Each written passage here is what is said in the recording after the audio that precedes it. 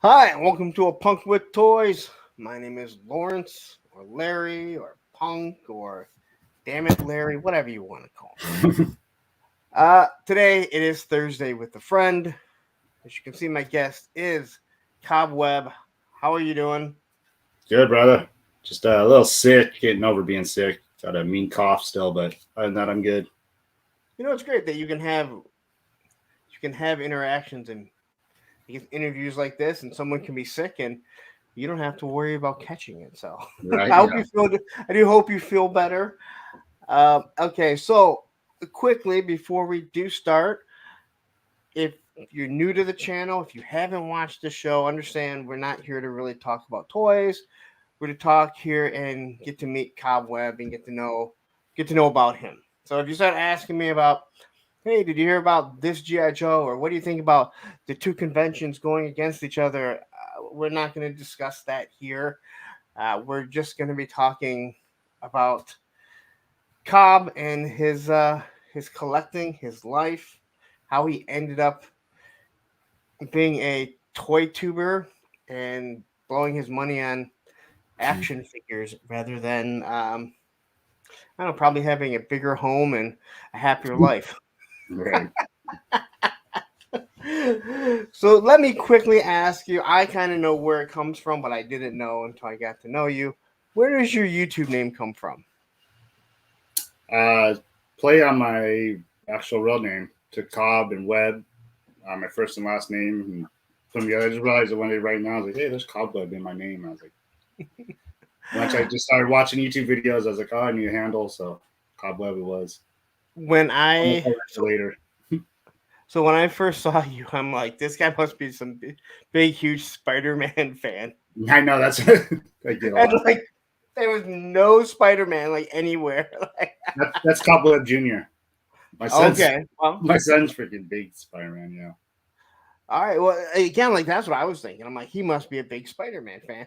And even your logo is kind of like, it kind of looks like it could be webbish, you Yeah, the know? first one, yeah, my little freaking doodle I made up to begin with, yeah. Yeah. So I was, and then I was like, because I would constantly forget your name. I knew your YouTube name, but you constantly forget people's names. I don't know Oh yeah, if you've had this happen where it's like, do I even know that person's name? Because there's certain guys, I'm like, what the hell are their names? Because they don't even go by their name at yeah. all. There's still some I Uh, don't know, and somebody calls it by the real name. I'm like, who are you talking about? I'm like, oh yeah, them. yeah, and I won't say his name, but you think that you've heard everyone's name, right? You think you've heard everyone's real name because you No, talk to them backstage or after a show or whatever. And Brick something. I had asked somebody what Brick's like. What's Brick's real name? And they're like, it's this, and I'm like, I know what it is. I'm like, what is it? And they shoot it over to me. I'm like, okay, I didn't know what it was because I would have had no clue what his name was. but you know what's funny about that is Brick is somebody I talk to, probably one of the top 5 people I talk to all the time. I don't even know Brick's first name. I That's one of the people I've called him Brick for so long before I actually like started communicating with him all the time, and now I talk to him a lot, and I still just call him Brick. I've never even asked, never. I kind of just haven't even thought about it much. I was just wondering because I'm like, oh, I must know his name. I'm like, I know I've Now heard I'm it gonna have to find before, out. and it was sent over, and I was like, yeah, no, no, you don't. Nope, I've never heard that, and I would not have guessed that was your name or his name. Actually, I didn't ask him. Right. 'Cause I feel kind of weird, like I've worked at the same place for 22 years. I fix copy machines. I go in and out of businesses. There comes a window where you can no longer ask what someone's name is that you've talked to for 10, 15 years. uh they remember, you can remember them asking you like, oh my god, how's your wife, and you just had the baby, how's, like, here you are, like, my son's 17, my daughter's about to turn 15, and there's people that I have gone into their offices, I have no idea what their name is, That's the but you worst can too. no When longer ask. they know your wife's name, your kid's name, and everything, asking about Yep. your family, and you can't remember. I know that's Yeah, the you worst. can't, like, you can't. You're at a point where you're like, you can't say, Uh, what's your name again? Hey, you. Yeah, it does. You know, it's always like, hey, you know where I'm at. You know, I'll be over there, and you're like, okay. And you're like, God, I hope their name's on the off. And then again, like you'll see it, and then you'll totally forget it. So It's funny to me is how I got to know so many people's names is like buying and selling toys to people or just birthday presents or gifts and stuff. And like, oh yeah, let me get your address, and then they shoot me over their address and their real names on there. I'm like, oh, I didn't even think about it. I'm like, that's your real name, huh? well, you know, Oz was and Oz seemed more angry about it, which I actually kind of funny. He seemed more angry about it in some ways, but he was like, you know, when you meet someone at a show, don't introduce yourself as your name. Like Yeah, we don't know your don't name. Like, know. and you're kind of like, all right, I was like, it's not that. Like, I don't think he was mad, but he came off kind of angry about it, and you're just like, all right, like calm down. It's not that big of a. But at the same time, I understand because someone comes up to you that you've never seen before. You know, I see you. I've been on streams with you, and Yeah, obviously, we all like know our you know, little group Ted, knows each Ed, other. and everyone here. But you know, someone comes up to me that you have no idea, and you're just like, okay, like if you know if Ed wasn't doing anything, you only know his action face, and he comes up and he says, "Hey, I'm Ed. Nice to meet you, punk." And you're like, "Who? I'm never." Oh, you know, but obviously Ed's a little different because we've seen him. But anyway, Yeah, let's say hi to the chat before we get into everything. So, Spaded one Mick Dysentery, right? It was kind of funny because when I jumped on Ed's stream last night, he pulled it up and he said it, and I think no McDysentery. That's right. Spaded one McDysentery. You happy, Ed? I got it right. You see it? You see it? It's hard when you're on the fly. Like yeah, when you're on the fly and it's you got something better like than I this. did. Who's had a Matthew, the moderator. We got Carol here. Nolan, who's always in the All chats. in. We got All Yeah, Music Fan 88. We got Fatred. You'll love having Fatred. I love that everyone calls him Fatred now just because I can get his name out. We got Ted from Hella Dope Toys. Great to see you. Is my ship has my stuff come in yet? Have you started to ship it yet? We got Tony's Figs is in the house. We have the other moderator, Ed Action Figs, who I Tony. was on his show last night. If you haven't seen it, we got Aaron the Toy Enhancer. We got Travis, Mr. Wonderful here. Mike Fee, who comes and goes. I'd like to Nice. see him here a little bit more on Mondays, but I don't talk that much Motu, so. All right. And just kind of scrolling through, we got Kiwi GI Customs, who is not, oh, I'm sorry, he's not Australian. He is from New Zealand. Are you guys happy? Everyone got mad at me because I said it wrong. We got Allison Shark was like, he's not from Australia. Down South 77, Liquid Identity, the latest channel member. Thank you very much. All right. So let's just get into it. So, wait, I don't know why I'm asking you. You mind me asking you? So, where are you from? I'm on California, Riverside, California, the Inland Empire. So, A little north of LA. Did you grow up there? Yeah, I've been in the city my whole life. 41 Born and years. raised. Yeah, never left. So is skateboarding as big as it seems like it is out in California? Yeah, yeah. I skateboarded when I was younger, man. I did for a long time. Um, yeah, all the schools I went to, starting like more like middle school through high school, you had your whole group of skaters that all hung out back. I was born in '82, so it was like '90s when I was skating. Had the big baggy pants and little tiny wheels. Big Pants, Small Wheels. Yeah, I love the name of that video. Big Pants, Small Wheels. yeah. I still watch some of those videos, and I was actually just saw they Pat Duffy. He just turned 50, and they put a little video out for Pat Duffy, and one of the they just had like a montage of his tricks, and one of them had the tiny, as we used to call them, bearing covers. Yeah, that's all they were. Just freaking bearing condoms. I never used those things, man. I had my buddies; they were all into them and stuff, and I could not handle that shit. Oh, we did, and I look now and I'm like, I don't even know how we made it over some cracks. Right. It's so bad. I remember just grinding a curb with my skateboard and then borrowed my buddy's board, gonna try out his with the little tiny wheels on it.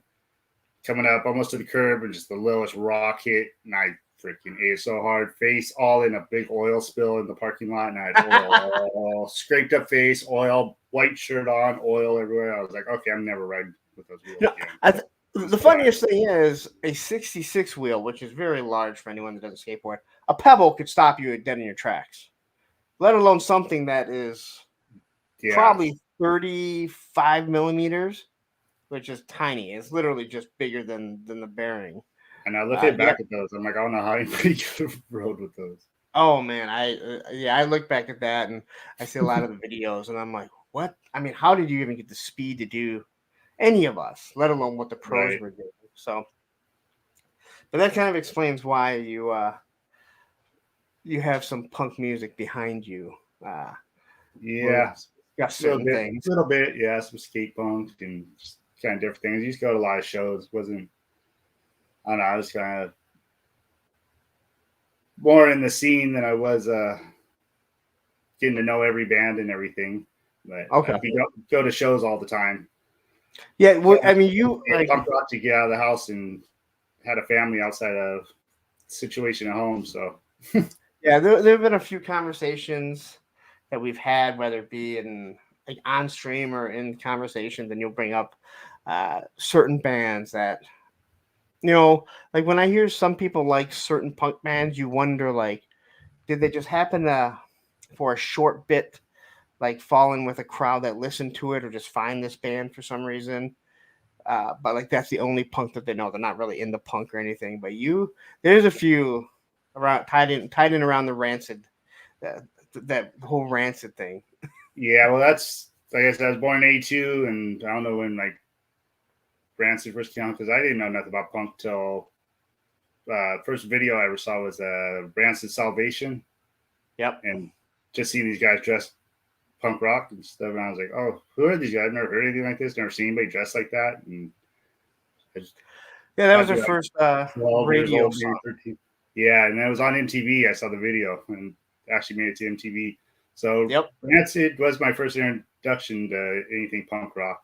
And I still love Rancid. I mean, I love Tim Armstrong. I think they're seriously one of my favorite bands still. Yeah, I know they get a lot of hate from certain people. Like, I don't know if they're just.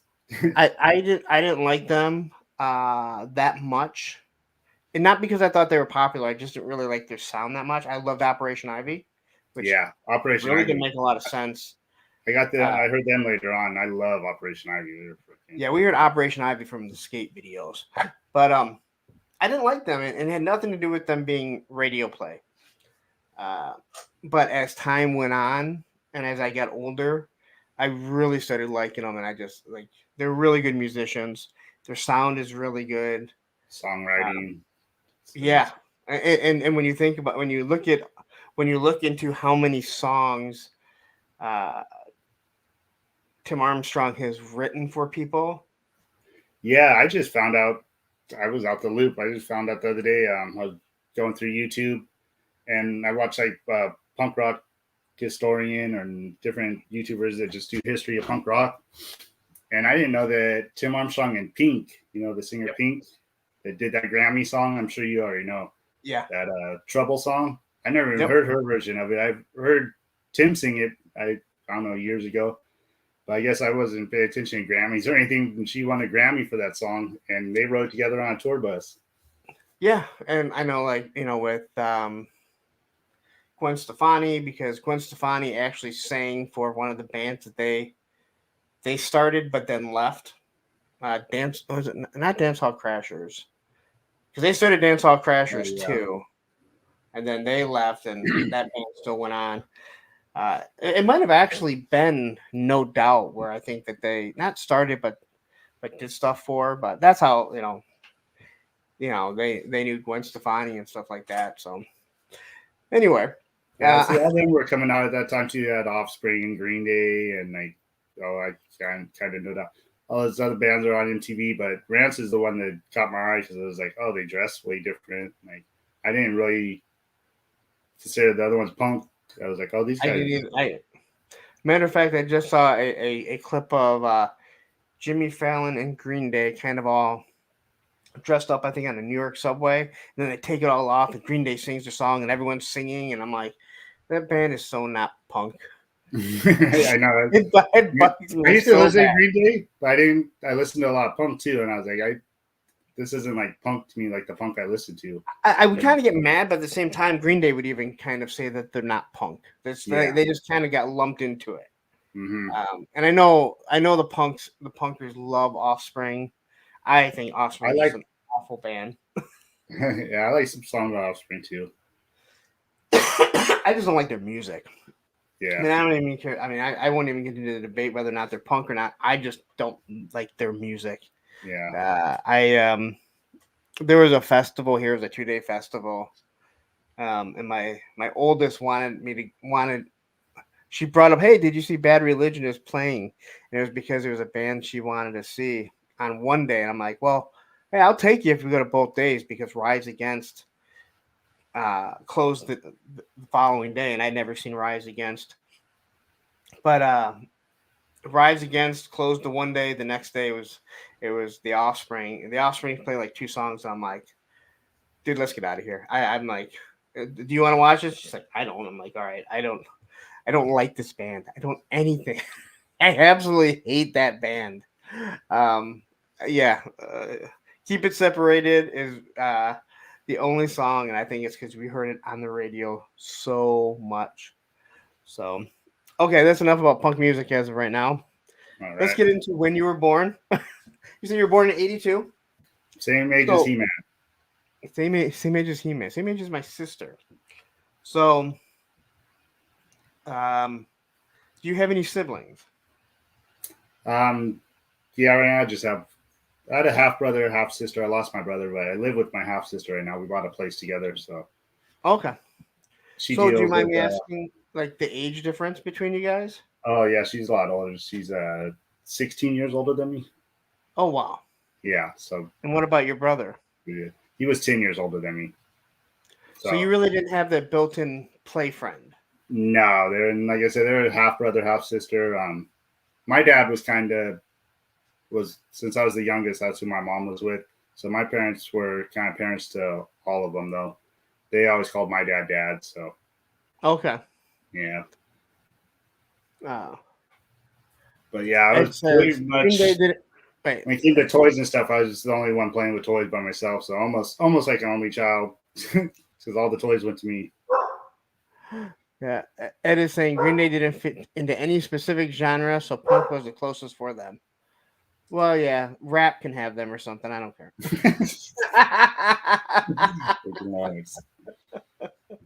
So this is actually kind of funny here that Nolan says I love Bad Religion.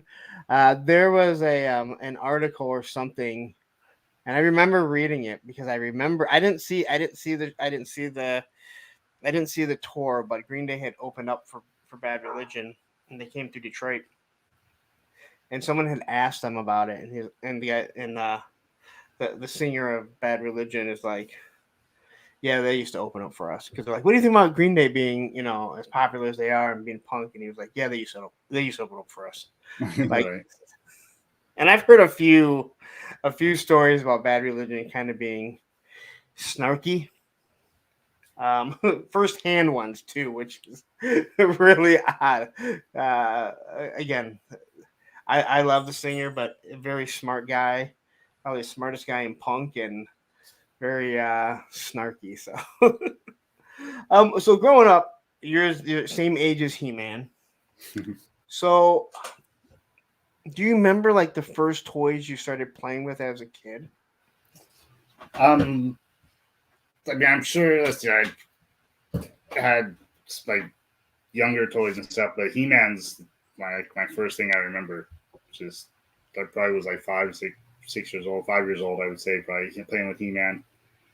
And I picked most of them up, well, swap meets, flea markets, Goodwill, just yard sales and stuff. I was talking about the other day. I don't remember really getting He-Man in package much. Any of the figures. I know I remember the packaging stuff. I always remember the big red bursting ones and stuff. But I don't remember like going in Toys R Us and actually getting He-Man. I remember going later on when I got a little older, getting other figures from Toys R Us and stuff. But yeah, but I had tons of He-Man, everything. Yeah, because it seems like you would be at that age, since you're the same age as He-Man. You're at that age where by the time you're actually buying, like getting toys for Christmas, He-Man is kind of going out the door. Yeah, Because yeah. He-Man was. It sounds awful to say and seem like even sacrilegious, but it didn't last very long. No, it didn't. Was it by '87? So like 5 years, Yeah, 6 years. Shiva killed it. Don't get mad at me. Any females watching, don't get mad at me. So you got Allison in here. She's gonna jump on you. I know. Go watch the Toys That Made Us. It is so interesting. Yeah, there's a lot of things that killed He-Man, though. I mean, yes. they Oh, messed definitely. up a lot.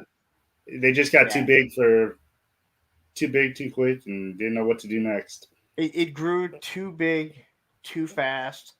Way huge. You know, and again, I think we still see a lot of toy lines right now that are in that mold that maybe they're growing too fast and they may come crashing down pretty quickly. But it is different now with the independent and obviously the adult collectors that now like have money. Marvel movies did. Marvel movies grew too big too quick, and now they don't know what to do with themselves. Yeah. So, I mean, you're going into. I mean, do you remember other lines? Because you have been primed for TMNT. Oh yeah, that man. When I was little like that, He-Man was what I remember first, but I don't know. Like I said, I was kind of a spoiled kid. I didn't have the greatest home life, and I think toys were thrown at me so I could stay in my room and kind of keep to myself. But I had everything from Silverhawks, Thundercats, and I didn't have two things I didn't have really were like GI Joes and Transformers. Transformers I never really got into, and GI Joes I played with more with my cousin because he had every O-ring that you could think of, like closets and closets full of them. And see, that's what I wonder because, like, even though I didn't really care for the GI Joes, but I'm also getting older at that age. By the time the 99 2000 come around, I don't like the Battle Force 2000 stuff and the Exo stuff and all that other sci-fi stuff. But again, I was also at the point where I'm not really playing with toys. I'm riding a skateboard. Well, I did have some of the 12-inch, those ones that came out within 90. I think they had like maybe just 4 of them. Had like Cobra Commander, Duke. And to me, that never ever that never influenced me. Like I never wanted the 12-inch figures. It's never done anything for me. Yeah, I used to play with my friend's sister and her Barbies with her. So 17.28. My band Polka Floyd plays at Small Detroit every year for Punchki Day. So I don't know if you guys have Punchki Day everywhere else. It is oh my gosh. I don't even know how to pronounce that. Punchki Day is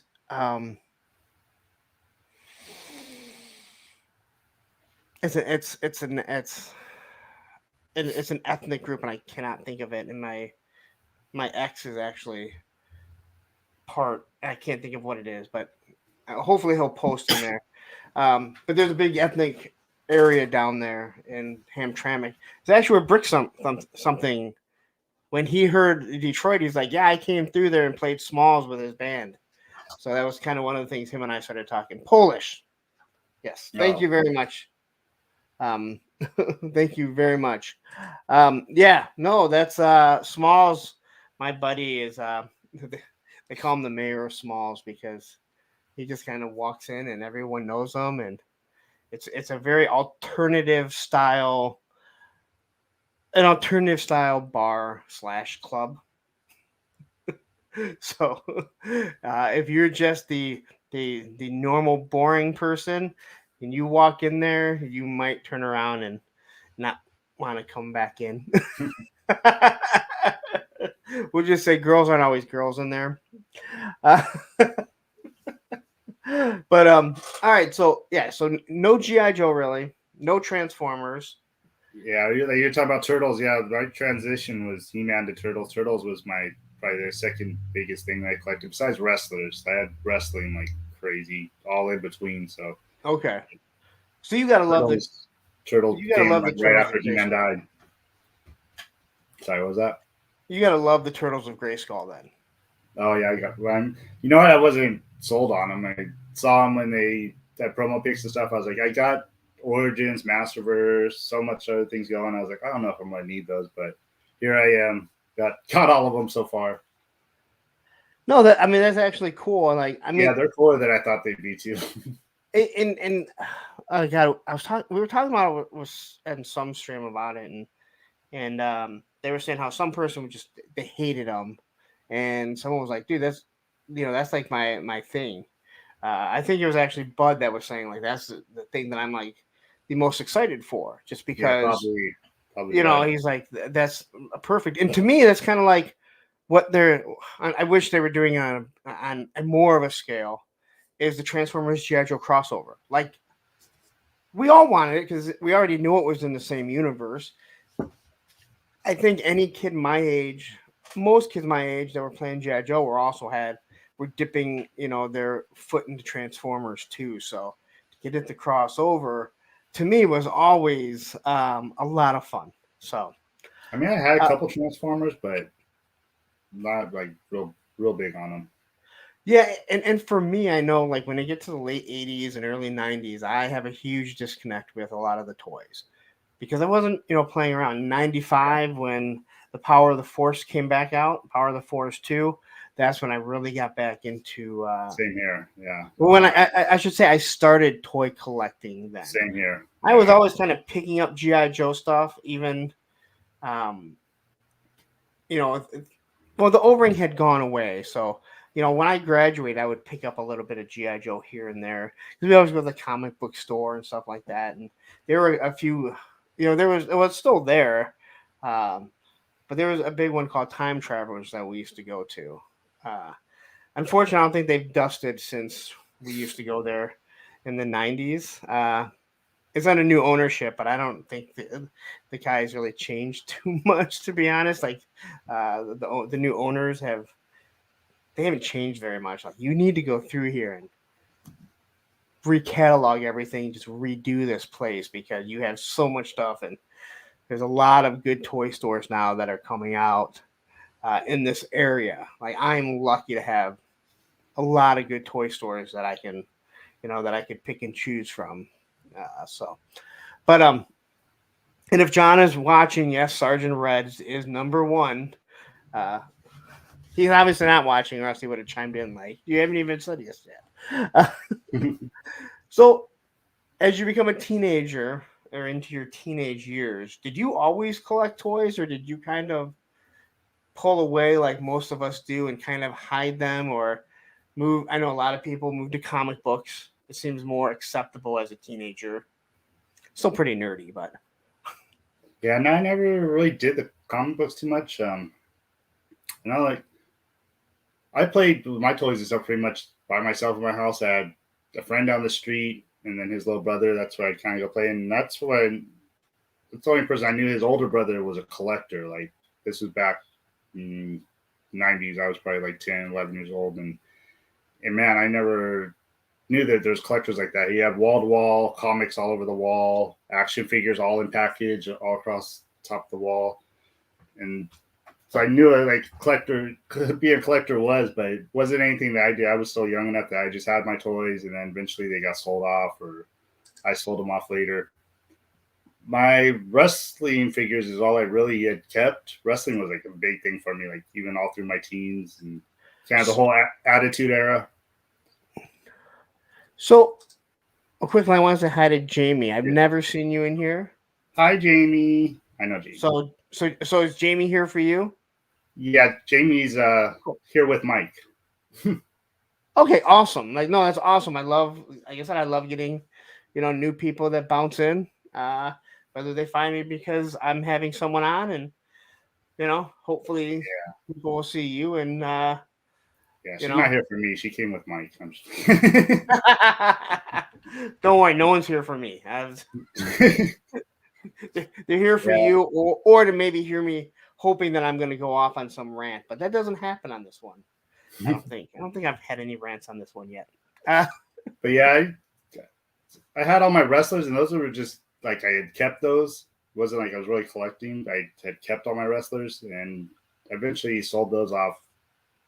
Oh, later in life, but I didn't really collect anything for a good long time until you said like Power of the Force when Power of the Force came out, and that's when I started collecting Star Wars. It's funny, I was just telling Allison I did coloring with her a couple weeks back now, and Star Wars.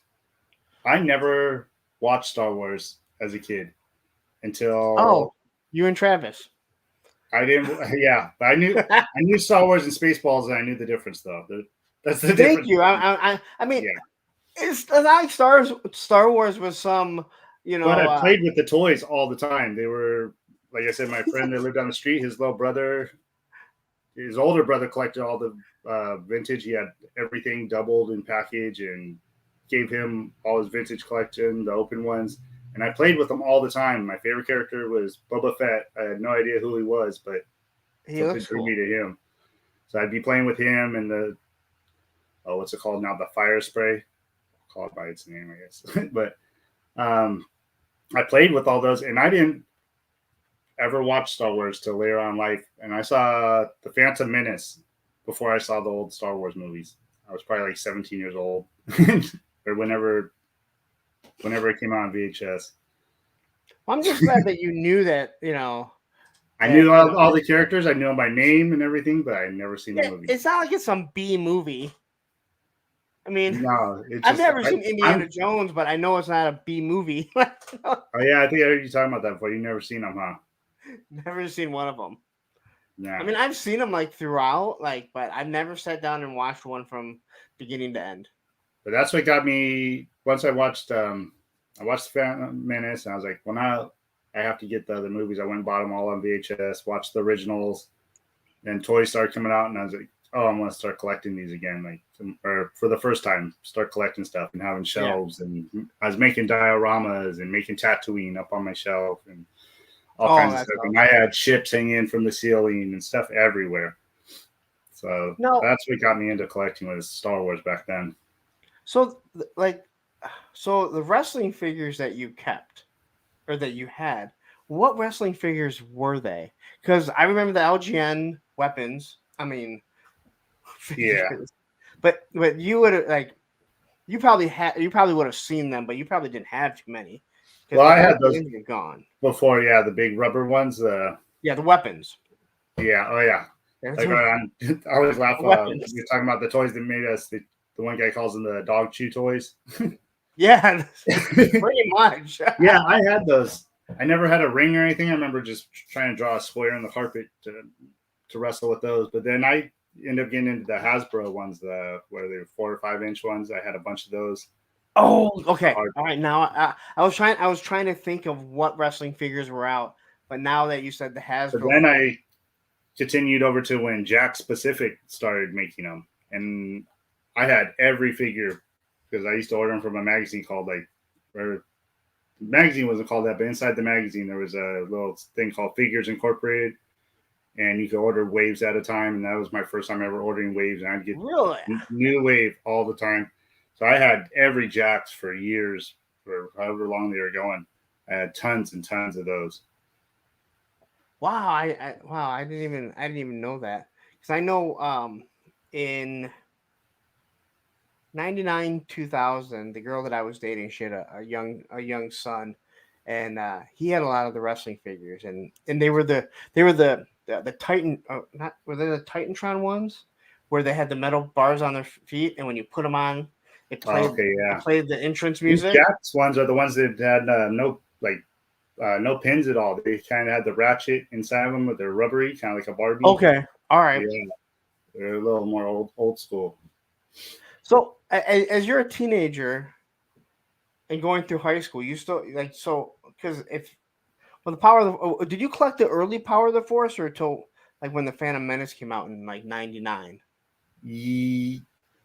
Yeah, well, let's say it's about the same time. I had bought a whole big lot of the earlier ones from someone Okay, at the same time I was kind of getting like Phantom Menace and all that stuff coming out. So I had, and I even was buying some vintage stuff too, like AT-AT Walker and all the Millennium Falcon I had, and like the original ones. So I had all all that right. back in the day too.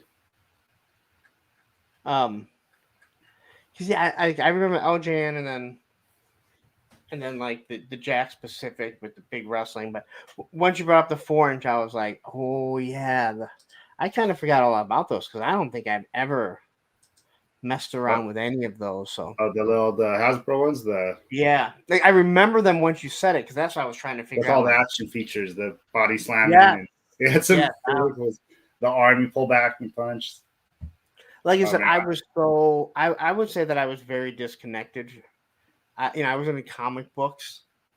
Um, I want to say probably like '94, my senior year. But I would say from '89. I mean, I used to always have my GI Joes around, like they were always around me. Um, but I would say probably from '89 to '95 when the Power of the Force came out. I didn't, it was all skateboarding. The amount of money that I spent on skateboards would kind of, even as a kid, dwarf how much I spend on toys today. I mean, I went through skateboards, and then I worked at a skate shop, which sure didn't help. you yeah. know, I got into skateboarding. That's all. I mean, I wasn't even a great skater or anything, but my skateboard was everything. I took it everywhere I went. Didn't have a car yet or anything, so I was skateboarding everywhere. And buddies that yeah. did have a license, drive around, drive to schools, and jump the fence, go skateboarding there. So as a teenager, you said do you remember when you got into skateboarding? Let's see. It was after seventh grade, going into eighth grade, so it's probably like, but I'm not good with years. Probably what 13, 14 years old. Okay. So yeah, I got into skateboarding. That's all I kind of did. Like just go out and hang out, and then I was kind of young when I got into my partying age, so probably 15, 16, I was just skateboarding and partying was my thing. Yeah, I And only then did one of I those. got low. Well, about 15 years old is when I started really getting into like punk and going to shows and stuff, and not coming home, just out doing the punk stuff on the streets. So when you got into skateboarding and stuff, you weren't collecting anything. You just No, yeah, I was hardly even home. I was more out and about. I I was hanging out with the homeless punks, even though I wasn't homeless. I was I feel like so I feel like skateboarders in that age range, the teenage years, when they're actual skateboarders, and I know this may it's not being snobby. I've always said there's skateboarders and there's people who skateboard, and what I mean by that, you don't have to be great to be a skateboarder. It's just someone who just lives it, drinks it, breathes it. Again, and it could be anything, but I equate it to skateboarding because that's what I am to this day and have been from since I was 11 or 12. I feel like we didn't do anything else other than maybe go to shows like music and skateboarding. I don't remember yeah, collecting anything, and not till later on, that's all I was where doing. you can turn that obsession also into something else, where you're like, oh, I can focus some money on something else. Were you the same way? It kind of It, sounds like you were. yeah, skateboard. I skateboarded all the time, and I had friends that were freaking good. I pretty much sucked. I couldn't do stair gaps or anything like all my friends could. I getting up on a rail and grinding, like watching them do that. I'm like, I cannot do that shit. And like I said, I mean, there's a lot of people that I I know who tried. Yeah, there's a lot of people that are way better than so much more talent than I could ever have. I wouldn't consider them skateboarders. I would consider them people who skateboard because they can Mhm. put it down for 6 months, not care, not miss it, not look at a rail, steps, a hubba, nothing, and don't care. Then they pick it all up and they jump right back on it. I missed like 3 months, and I'm like, all right, a minute, let me do this again. And the next day, I'm sore as hell, and I'm like, this is awful. Uh, and even going back to when we were younger, because No, I was out there building ramps and all that. And yeah, I remember they had these new homes they were putting up on the hill by me, and like when they have new homes, they have the big tall flags that were yep, kind of showing off. Hey, there's new homes over here. So they had these huge poles that were there, and me and my friend walking down the hill, probably about 30 feet apart from each other, holding one end of this heavy ass pole and getting it over my fence, and then I could put it across my street from one end of the street to the other on the curb, and we could just grind on it. Then car come and have to move it real quick. the amount of wood that we liberated to Yeah, build that too. ramps was Yeah. insane. We had a place, so I lived in these condos, and they were building condos, and there was a lot of issues. They got burnt down like twice.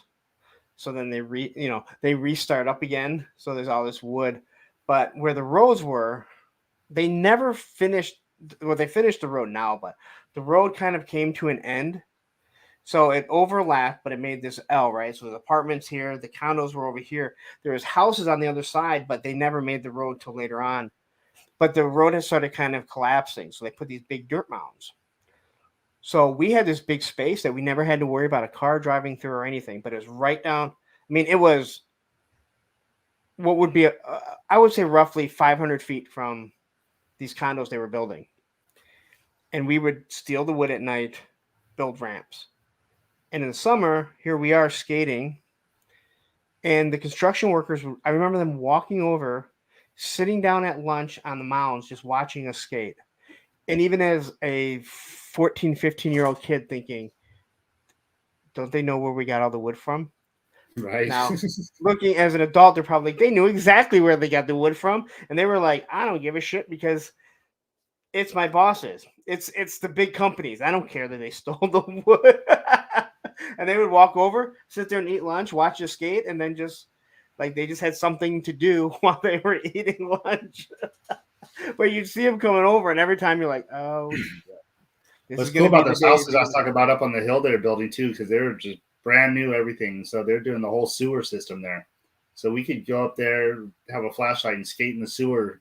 Dude, Yep. they're probably like a real Ninja Turtle, like Michelangelo skating through the sewers down there. Yeah, we had a few sewers that we couldn't really skate in because there was always water going through, but we'd go and play GI Joe and Yeah, stuff see, down there. there's no water or anything yet in these. It was freaking awesome. Oh, that's awesome. So you get into skateboarding, you got into punk rock, which I love. Again, I'll go on for 4 hours about that, but we're gonna try not to. Yeah. And I was So telling Carol earlier, I was like, man, my memory on stuff, I was like, I don't remember bands and every album and everything. I was like, Lawrence wants to get all into punk because you have to jog my memory some, but yeah. but I think that's what's great about a show like this, or I mean, I know And I can probably my name some memory. bands later on to you too that you haven't heard. I know I used to see a lot of local bands and stuff, and just stuff that I still have CDs of. I'm like, man, I wonder if anybody else has even heard of these guys. Well, that's like I know a lot of people. I was actually surprised. Like Tony knew what the opening song was from this, which really shocked me. Oh, Tony Figs. Yeah, and it's Kirk and the Jerks. Mm-hmm. So and the only reason why I use that song is because it's from one of the old H Street videos, but it won't get monetized or it won't get demonetized because it's not on a record label. They just Okay. they recorded it off of their videos. Their bands that never really did anything, so that's that's why I use some of that stuff because I don't have musician friends. Actually, I do. That's actually a total lie. I have musician friends. I just don't ask them for anything. So I don't have like all these people have these really cool opens, and I'm just like, all right, you know what? I'm sticking with the Sick of It All one that I do. I keep it to 9 to 10 seconds so it doesn't get demonetized. And then the opening one, people seem to have come to like the song, and I think they like hearing it when it gets played to come in and when it leaves. So I Yeah, think I'm that's gonna nice. redo. I think I'm gonna redo the intro, but obviously keep the song and everything. So I think it's about time. One year, that's good. So I mean, I don't have uh, lives or anything, but just my simple videos. I just threw something together real quick. I was so afraid. I didn't know what to use for music or anything. I was like, oh yeah, copyright things. So I threw the first thing on there I could find, and I'm just kind of stuck with it. I'll eventually get to switching my stuff up later on down the line, so I'm sure. so what I will say, if you're doing videos, you have an intro, make sure you cut it down under 15 seconds. Oh yeah, like what I have right now, it's real quick. It just shows my name and then I'm done. So Okay, and the only reason why I say that is once you get monetized, you will get demonetized, and those people. And again, if anyone's watching your old stuff, they'll get any money for it. So I have a bunch of videos that I will never get monetized for because it's 30 seconds. yeah. And no, and I don't. You've probably heard before. The only reason like that song got used because I started, just reviewing the GI Joe figures. It's called GI Joe Head Stomp. There's no lyrics Oh, to it. I don't even know why it's called GI Joe Head Stomp. It has nothing to do with GI Joe at all. So I figured, oh, that works perfect, right? It's my favorite band. I'm doing GI Joe reviews, so that's what I throw it in there. But once I found out, like, it was over 15 seconds, so like that, the raising the aircraft carrier, it's demonetized. I can't do anything to get it. I can't do anything to get it, monetized. And it was the second most viewed video that I had. It's finally dropped below that in the past couple months. So just if you have a long song, start cutting them down because you don't want to get monetized and then find out like all this stuff that I had, I can't make any money off of. So,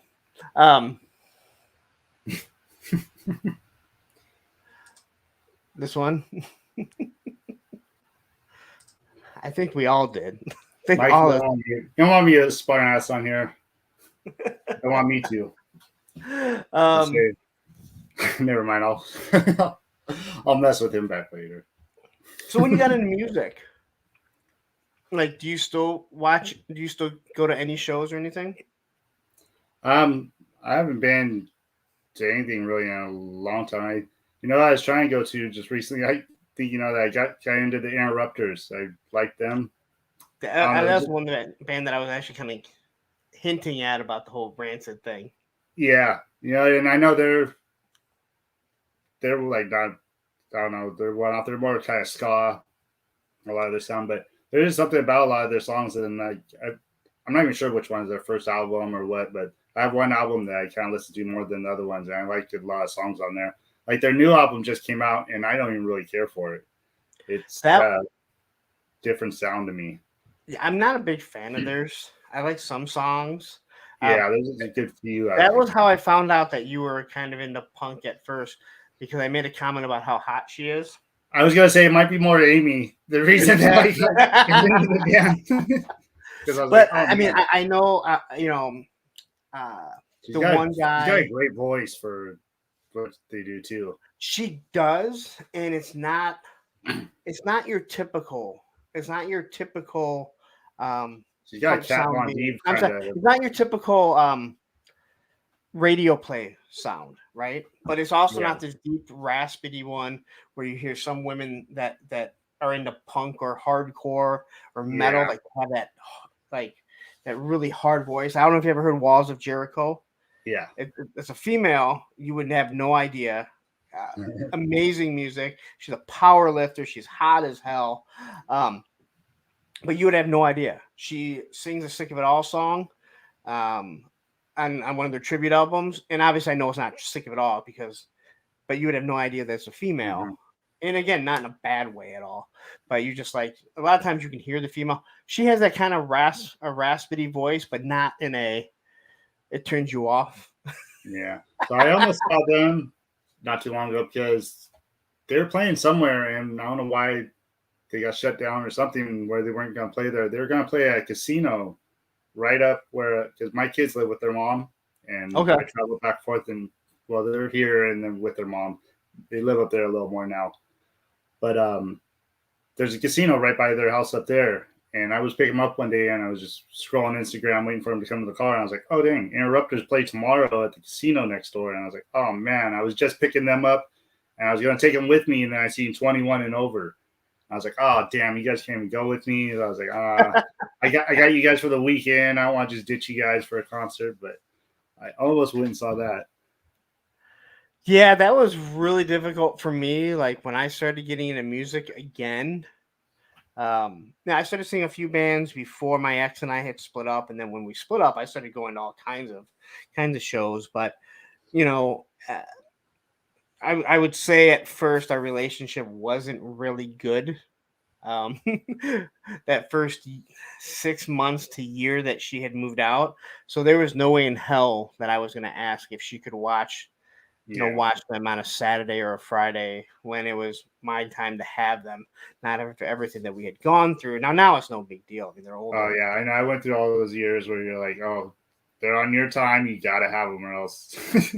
Yeah, and I was problems. Yeah. Yeah, and I was again, if you went through the court system, if it's anything like ours, it's like, oh yeah, you're siding with her. You made it perfectly clear. Well, my kids lived with me for a good long time, like with me full time for a good long time, and then later on they kind of went on to her like the second half of their lives. But that was more. I was getting in a lot more trouble. I used to drink a lot. I was real heavy into drinking. Oh wow! I knocked that out though. Coming up this next month, be 4 years sober. So. Oh, good for you. Done nothing. I used to smoke a little here and there, and I haven't done that either. So I'm 4 years coming up. I'm excited about that.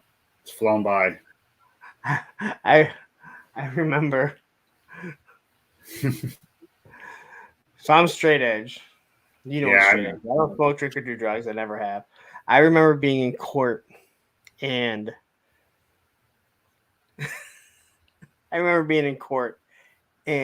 you know, you're fighting over time, right? And I'm already behind. Like I'm not. All I want is 50-50. I don't want. You know, I want what I think is fair, which I think it should be 50-50 right up.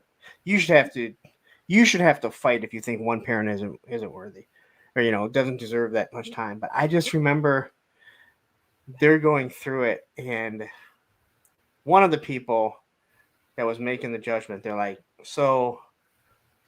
he doesn't smoke, he doesn't drink, doesn't do drugs, he's not out. But you have an issue because he goes to the skate park like 2 or 3 times a week when he doesn't have the kids. And I just remember she was so mad, and you could tell her lawyer just was like, and my lawyer's like, it looks bad. Like I just remember that. I'm like, I remember telling friends, I'm like, yeah, her thing was he goes to the skate park. And they were like, when you're fighting over your kids too, you're throwing anything you can out there. Oh yeah, it was. Yeah, it was bad. Like it was just like one of those like, just the look on their face was like you're shitting me, right? Like we're disputing this, and this is what you're throwing at me. Like this is your way to say that he doesn't deserve to have his kids 50%. But I don't want to get into that because her and I have a wonderful relationship, and somehow she heard this. Oh man, shit! So I'm gonna start. So is there any shows now that we're on a little bit of punk? Are there any shows during that time that just stand out? Any bands or anything? Oh, from when I was younger. Yeah. I remember first time seeing the Casualties. His Casualties were just hearing about them so much. I forget what that tour was called. Oh man, I have a shirt still. Man, I just seen something today talking about it. One of these YouTube videos I was watching. I forget who else played with them, but seeing the Casualties like first time in person, I was just like, because I had heard so much, but I listened to them a lot, and then heard people talking about, oh, Casualty shows are badass, are pretty freaking hardcore, and then seeing them was one of the big highlights for me. I was like, oh, Casualties are coming out, so I'm gonna freaking finally go see them. Is there anything better than liking a band that you've never seen live? Then you finally see them live, and you're like, they were good. And then you have a band that you absolutely love, and you go to see them, and you're like, I'll just listen to their album because that was awful. Yeah, yeah. There's been a few I remember that. Yeah, in person you're like totally different. So I remember my first show ever, and again, Voodoo Glow Skulls. I don't even think I was really into like even punk at all. I don't know Voodoo Glow Skulls. I don't even know many songs by them now, even. But I just remember that was like one of the first shows I went to. Just went with some friends, but seeing like a whole kind of bunch. First time ever seeing like a bunch of punk rockers and mosh pit and everything. I was like, oh wow, this is freaking crazy. And that kind of brought me in more, just seeing other people that went out and went to shows like that. It must So have been like, I hated ska. I hated ska. yeah, And over time, I've learned to like ska, partly because of the Voodoo Glow Skulls. So I saw them once, uh, maybe 8 years ago or so. My buddy's band opened up for them, and they were actually the headliner for the tour.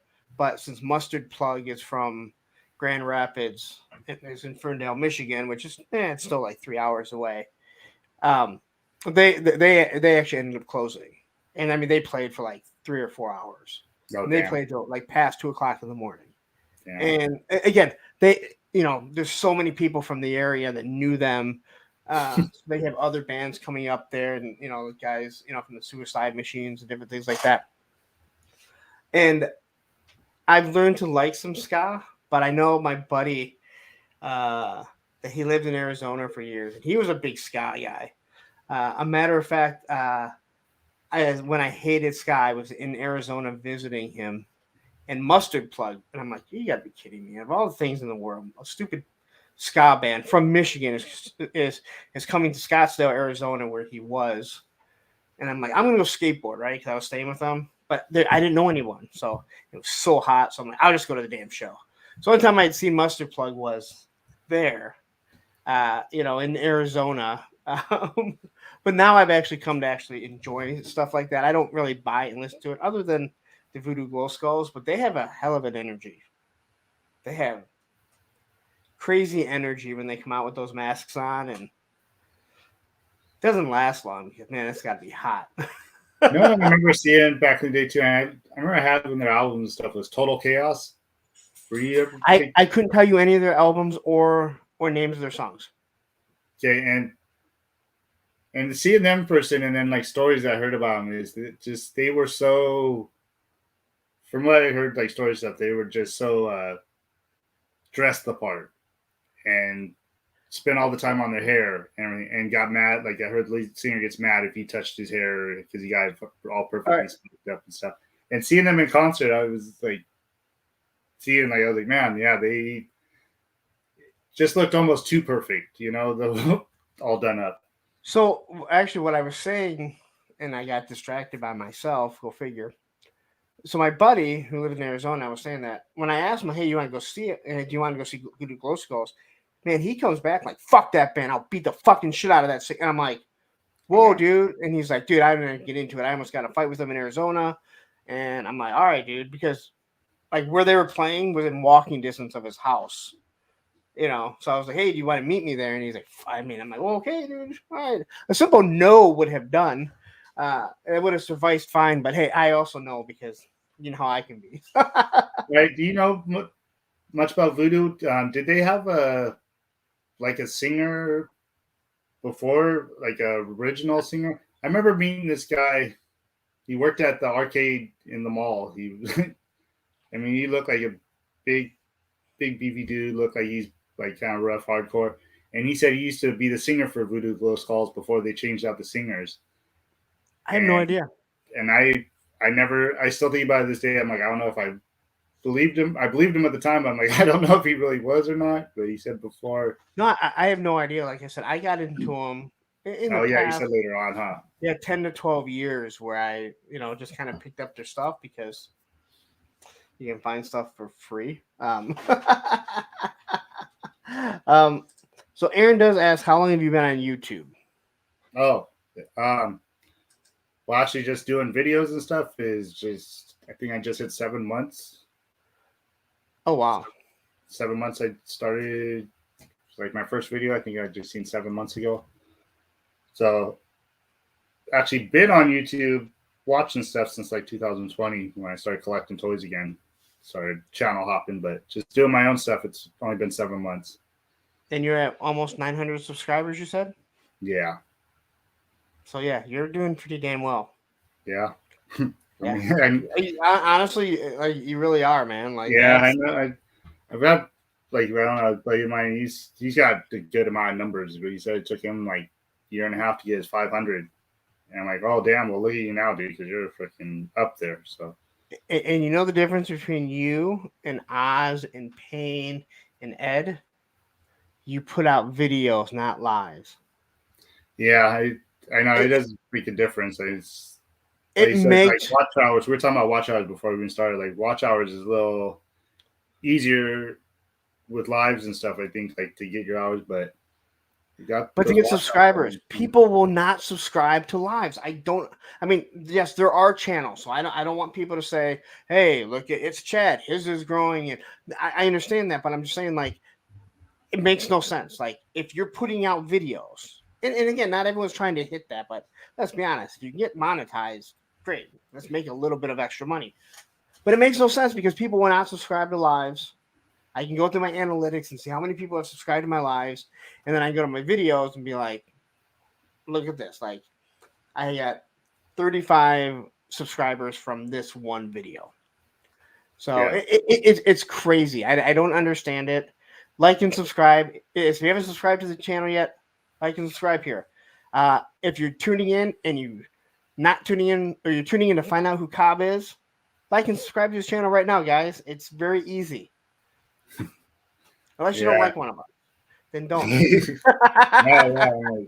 Yeah, I'm shocked that I even where I'm at. Like they said it's only been 7 months ago, and I just started doing stuff because Oz kind of taught me. I went on live with Oz before I even did any of my first videos, and he even told me, he's like, "Oh, you got so many figures and stuff. You should just start your own little YouTube." And Yeah. a couple months later, I was like, "Okay, I'll try and do a video out." And my son does YouTube. He does some stop motion Lego, so I just kind of asked him like, "Hey, what do you do? Like, how do I edit? How do I even record?" And he showed me his editing app, and I just played with that. And so I just started doing some videos, and was just doing it just for the hell of it. I was like, I have people I know and stuff saying how hard it is to get their subscribers and everything. So I don't know how the hell I even got so many subscribers so quick to me. And I'm like, I watch other people's stuff too, and I'm like, I feel like so much better videos and shit out there, but that's just You know, a self-conscious thing. I don't know. So many people tell me though, like, "Oh, I love your videos. Dude, you do great." And I'm like, "Oh, I hate my voice. I hate my production on this video." And it's just me when other people are telling me, "No, you do a great job." So yeah, and that's just it. Like, it's, again, you may look at it and think it's awful. I don't know why people tune in to hear me. I really don't. I mean, that's why I feel like yeah, like, I mean, I know people, and you have told me, like, you're just honest, you're raw about things, you don't BS. But once you get in the algorithm, so like, again, I do a Motu video. Seriously, I might as well just throw that video out because I wasted a whole bunch of I'd be time like me doing a creating Joe it. video. Exactly. And you're like, and I've looked at some of your views, and you're like, man, I do it, and it's great. Like, you got in that algorithm. And again, it didn't make a lot. It still doesn't make sense to me because it's not like I've done like 2 or 3 Motu videos. I've Yeah. done a lot of them, but I can Mhm. see them. It's like, okay, people view me as a Joe channel, and that's fine because I've made sure that I've stayed. I've continued to do what I want. Like, I want people to see, like, hey, I diverse. I have a diversity of things. But if you've gotten in that Motu algorithm and people are waiting for you and your video, that's just it, man. People are like, there's Motu guys, and there's a lot of them. Let's be Yeah. honest. It's not like it's some niche. Yeah. But I think Joe's, especially these last few years, I don't know, just I've only been paying attention to toys like since 2020, but Joe's seemed like a real popular thing too. It is right now. There's Yeah, especially the more I start watching new people's channels and stuff and seeing new people getting Joe's. Like Mike here, he's a Motu guy, but Mike's jumping ship over to. He's like, I think I'm gonna start collecting Joe's now. So and the thing is, all these new Joe creators and YouTubers, it's going to take time for them to get into the algorithm. Where for me, fortunately, I'm in the algorithm. People are looking for my videos. They're looking for these battlegrounds videos because people are like, we want to hear what you have to say. Like that's just it. Like they're gonna listen because they want to hear my voice. And again, I don't know why you want to hear my voice. I don't even want to hear my voice all the time. Um, but people want to hear what Beast Battleground says. They want to hear what I have to say. It seems like Yojo Jerk has really gotten into the algorithm because he's doing something a little bit different, and it's great, you know. But a lot of these guys that are just starting up, like they might be getting stuff new, and you kind of look at their view, like how many views they've gotten for a video that's been out for like 3 or 4 days, and you can just tell like I've never really heard of them, or even a lot of the guys that I know that I see they're just getting into it, they're struggling to get the views. And again, I have to compare it. Like I can't compare to someone that got 500 views on a video that I got 3,000 when mine's going up and I already have this built-in audience of if I don't hit 1,000 views on my GI Joe videos, I'm like, did I put it out at the wrong time? Was it just that other people had stuff going out really just before me, but not far enough of a gap? I'm like disappointed. But I've been doing it for now for 2+ years, putting out this stuff. So yeah, I'm gonna get to where I eventually fine tune myself. I still have the hardest time even recording a video. Like I'm sitting there trying to record, and I'm blanking out, and I'm just still nervous. Even just recording a video, nobody's there, it's just me and the camera. But I'm like, people are gonna be watching this shit. I'm like, they're gonna see me, they're gonna hear me, they're gonna judge me. Yeah. I'm like, I'm still nervous as hell every time I do a video. And I mean, I fully understand what you're saying. I leave all my videos up. If you go back and watch those first videos, classified ones, I literally hit record on my phone. You'll see me walk into the camera and then start talking. I wasn't even smart enough to do that. Then look at it, clip it, because I didn't realize I could. And not to mention I was so far away, no microphone. I didn't know what I was doing. Okay, and I leave it up there so anyone that's wondering. But like what you're saying, like I understand. And the best advice that I can give you, because there's another YouTuber that talks about it, he said, when people have an issue with that, just understand like how you look, how you sound. That's how everyone hears you every single day.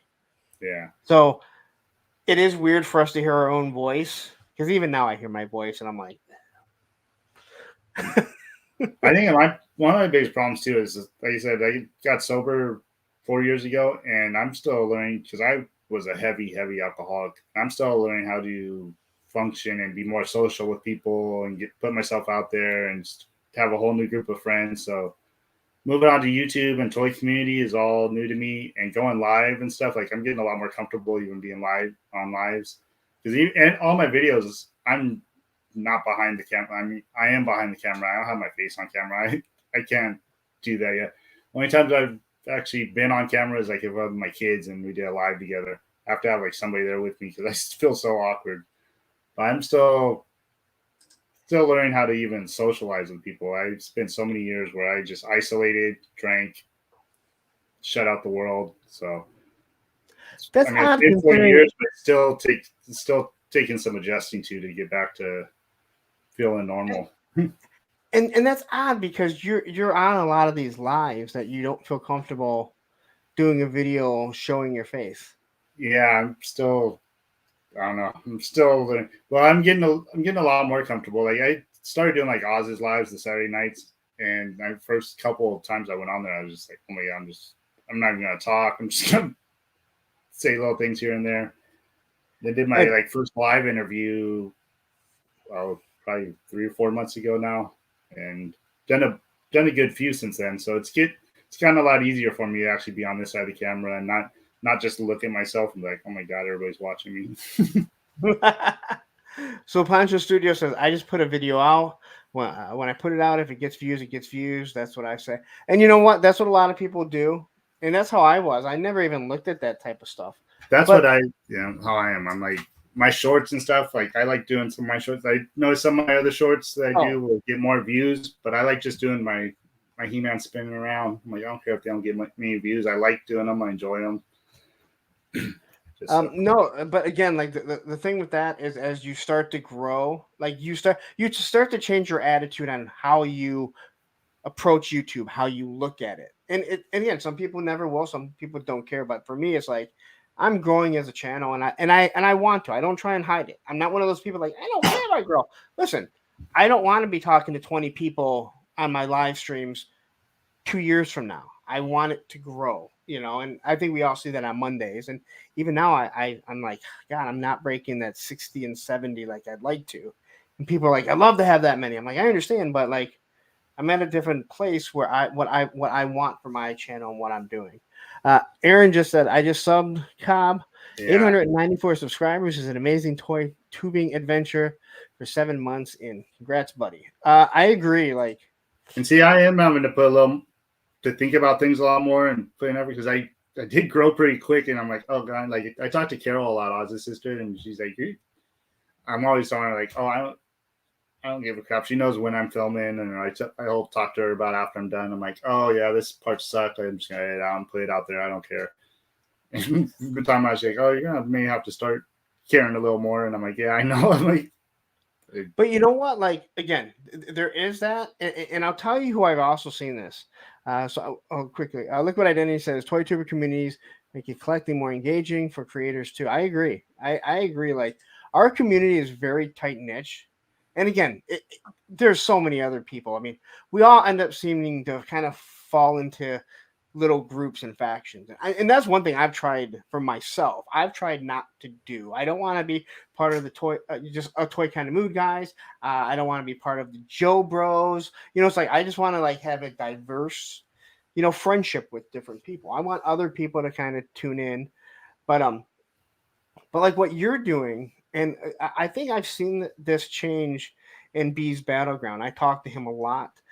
He just puts out a very generic, but he does think about what he's doing. I talked to him a lot about, hey, he's like, I can't wait. I'm going to do this, and he never shows his face. And B's Battleground has completely blown up with the Joe community.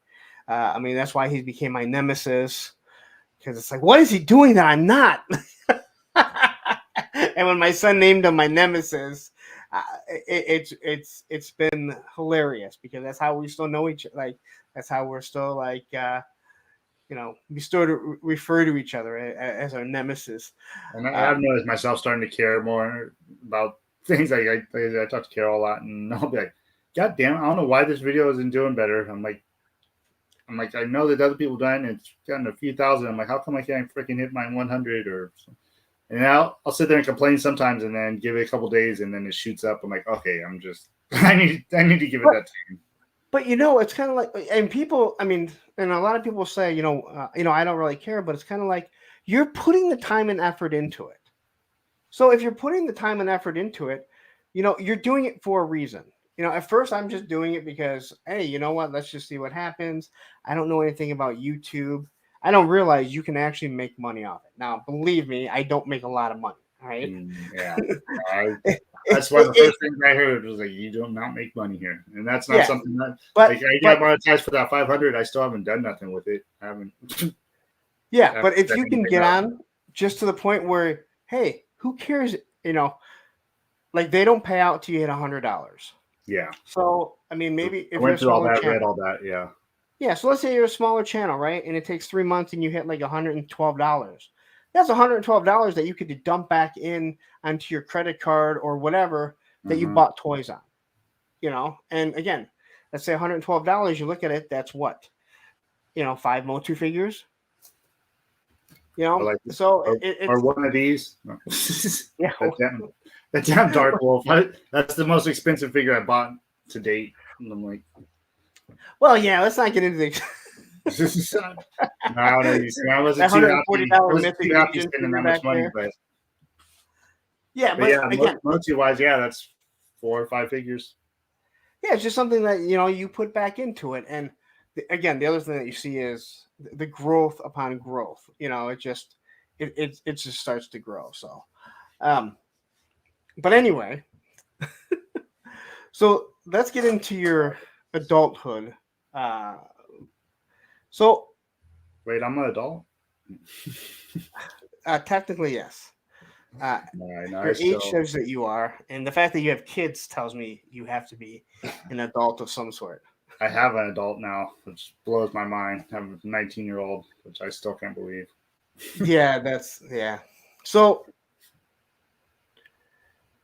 did you ever get married? Like, well, after you graduated, what did you go to college? Did you? Didn't graduate. Okay. When I probably like 15 when I got in skateboarding and punked and everything. I was not going to school, not being at home, anything. I just kind of went and did my own thing for many years. So then, what did you do for work, Um, if you don't mind me asking? yeah, my first job was when I was like 17. Was a Del Taco.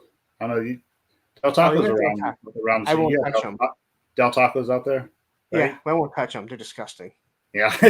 Like yeah, seafood tacos. Oh, fish yeah. tacos. Oh, come on. My first job was doing that, and I actually was there for a good while. Moved up and was offered my own store. I would have got my own store, and then would have moved up even further probably with them. But then um, I had my first son, and he was diagnosed with autism at like 5 years old, and so it was. Let's see, when he was 5, I was 27. So one of us had to kind of stay home with him. Actually, he was diagnosed before he was 5. He was like 4 years old. One of us was gonna have to stay home and be with him more because because whole beginning was like we knew something was off and we kept taking him to doctors and didn't know what was going on. He couldn't pay attention like daycares or anything. So when he finally got diagnosed, we were like, oh well, one of us has to be home with him more and take him to these special schools and these special treatments and everything he's gonna be need to doing. So she made more money than me at the time. So I was kind of a stay-at-home dad for a good long while. Okay. Until he finally was able to kind of, I don't know, they told us at first that he was never going to be able to talk. He's going to be in diapers his whole life. Um, all these, whole list of things they say he's never going to be able to do. And anybody that knows my son now and has seen him, he is completely 180 from that. He's working now. He's got a girlfriend. He's put money away to get his own house, get married one day. Like he is complete opposite of what they told us. But No, and yeah, I've seen pictures, and I'm not gonna lump. I don't want to lump anyone together, but again, like I've seen, I mean, a lot of times you can see someone that has autism, and you can tell. mm-hmm. I would not have noticed anything that you just told me. Like I would have had no idea, No, especially yeah, because I was looking through your page the other day, and I saw the graduation pictures and everything, and yeah. I'm so proud of him. Like he's done way better than I did in life. Like already, he's only 19 years old. I'm like, dude, he's got his first job. He's getting paid great. Like, just and that is so insane to me. and that's awesome. I swear, like Yeah, I Carol mean, knows him. um, He is like the best kid in the world too. He's such a good heart, and we have family parties, or if he goes with me anywhere, everybody just falls in love with him. Like he's just so social. Like all this stuff that I'm not. I'm like, dude, I take you with me somewhere, and I'm gonna be popular just because you are such a social butterfly and get everybody's attention. He is one of a kind. see that's awesome because I think I still don't think my son understands. It's like your mother and I tell you stuff because we don't. You're gonna make mistakes.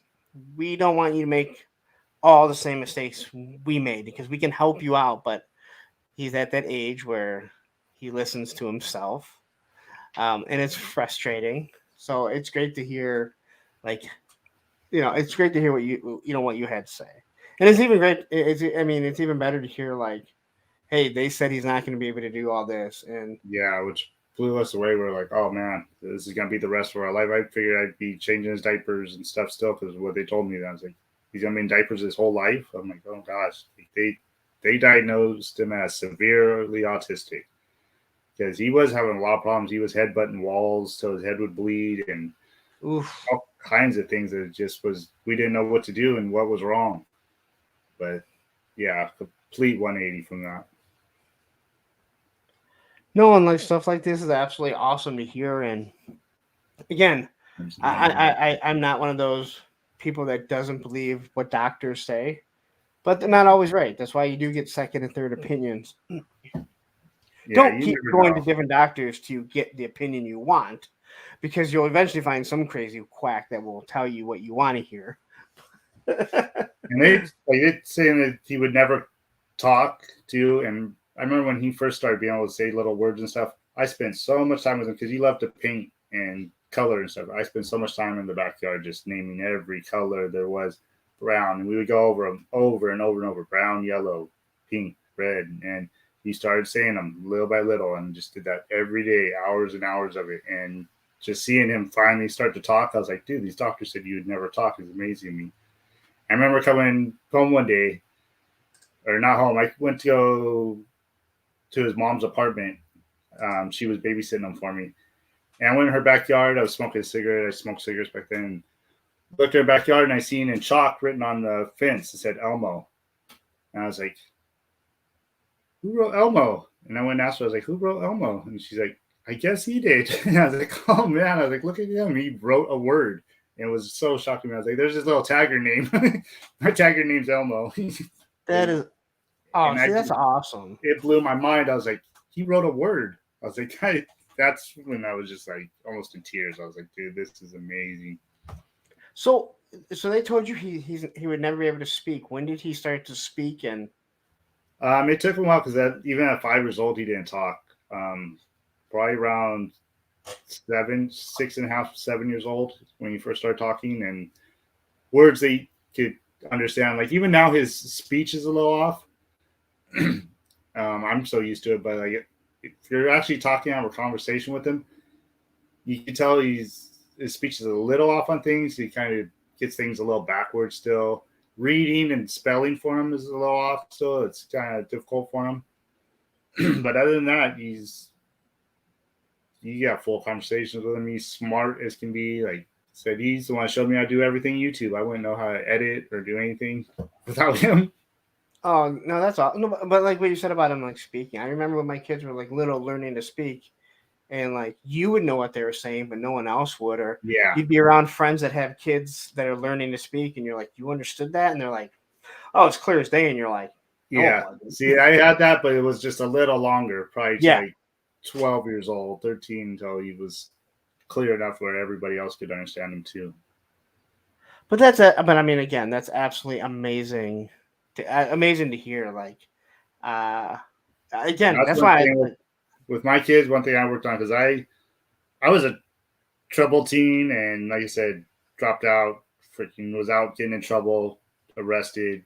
Just I lived one hell of a crazy life from teenager till when I had my first son. When he was being born, I cut a lot of stuff out of my life and changed my life around. And then it took me up until 4 years ago to stop drinking. But I have made sure that I have was a good parent to my two boys and raised them right. And I have so proud that I have just two good kids that have never been in trouble really. They respect people. They will. They don't care about, like, my oldest is 19. He doesn't really care about drinking ever. I don't think he'll ever smoke pot or anything in his whole life because just the way I raised him. The way I was raised, there's no way I wasn't going to be in the trouble that I was in. But I think that made me a better parent, and I'm just so proud of how they've turned out now. I couldn't be more happy with my two sons. They're like the greatest joy in my life. And I like what you said there, like how I turn, like how, like the way that I was raised is how it's going to turn out. I found that a lot of people that come from poor childhoods, poor parents, and again, I don't know if your parents were or not, but they either go in that same direction or they tend to go the exact opposite. Yeah. You know, and I know for me, like my dad never drank. There was never alcohol in the house.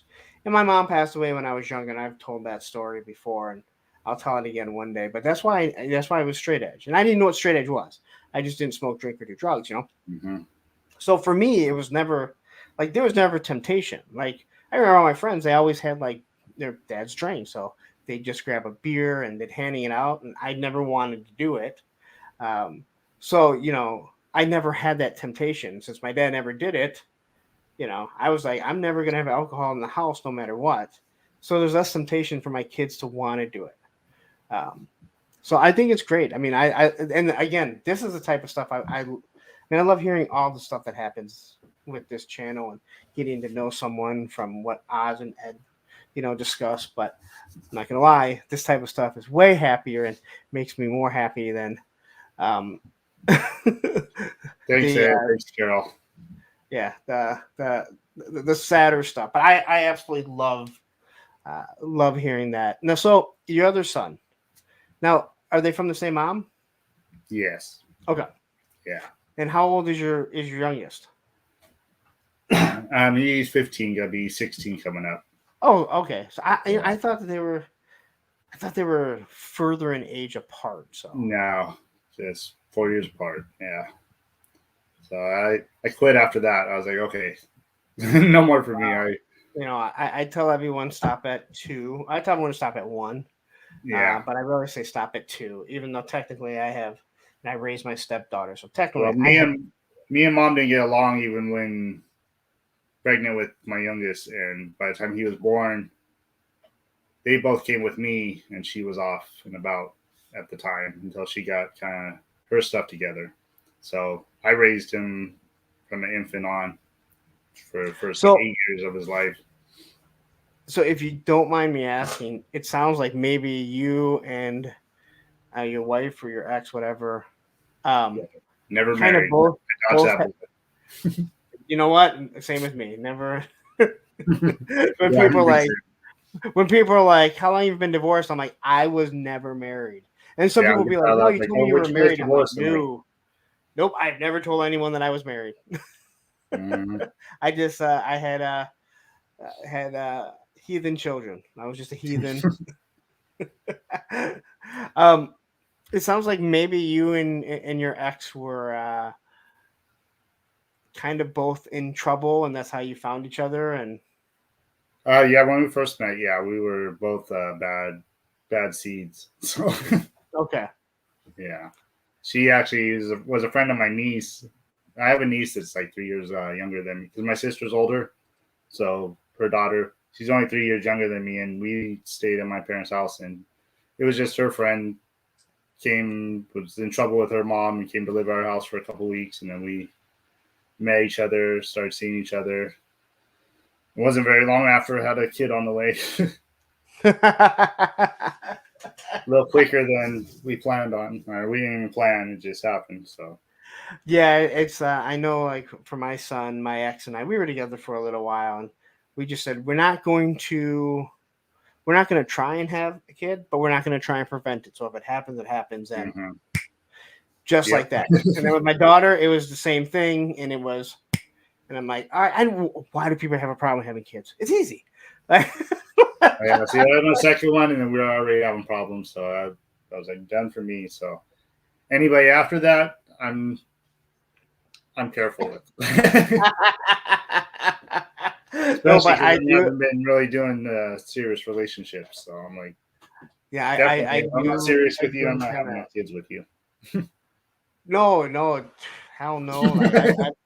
And as you get older, it gets harder because, I just turned 48, and I've been single. I have not had a long term relationship in 8 years, almost 8 years come February. Yeah, it's been a long Um, time for me too.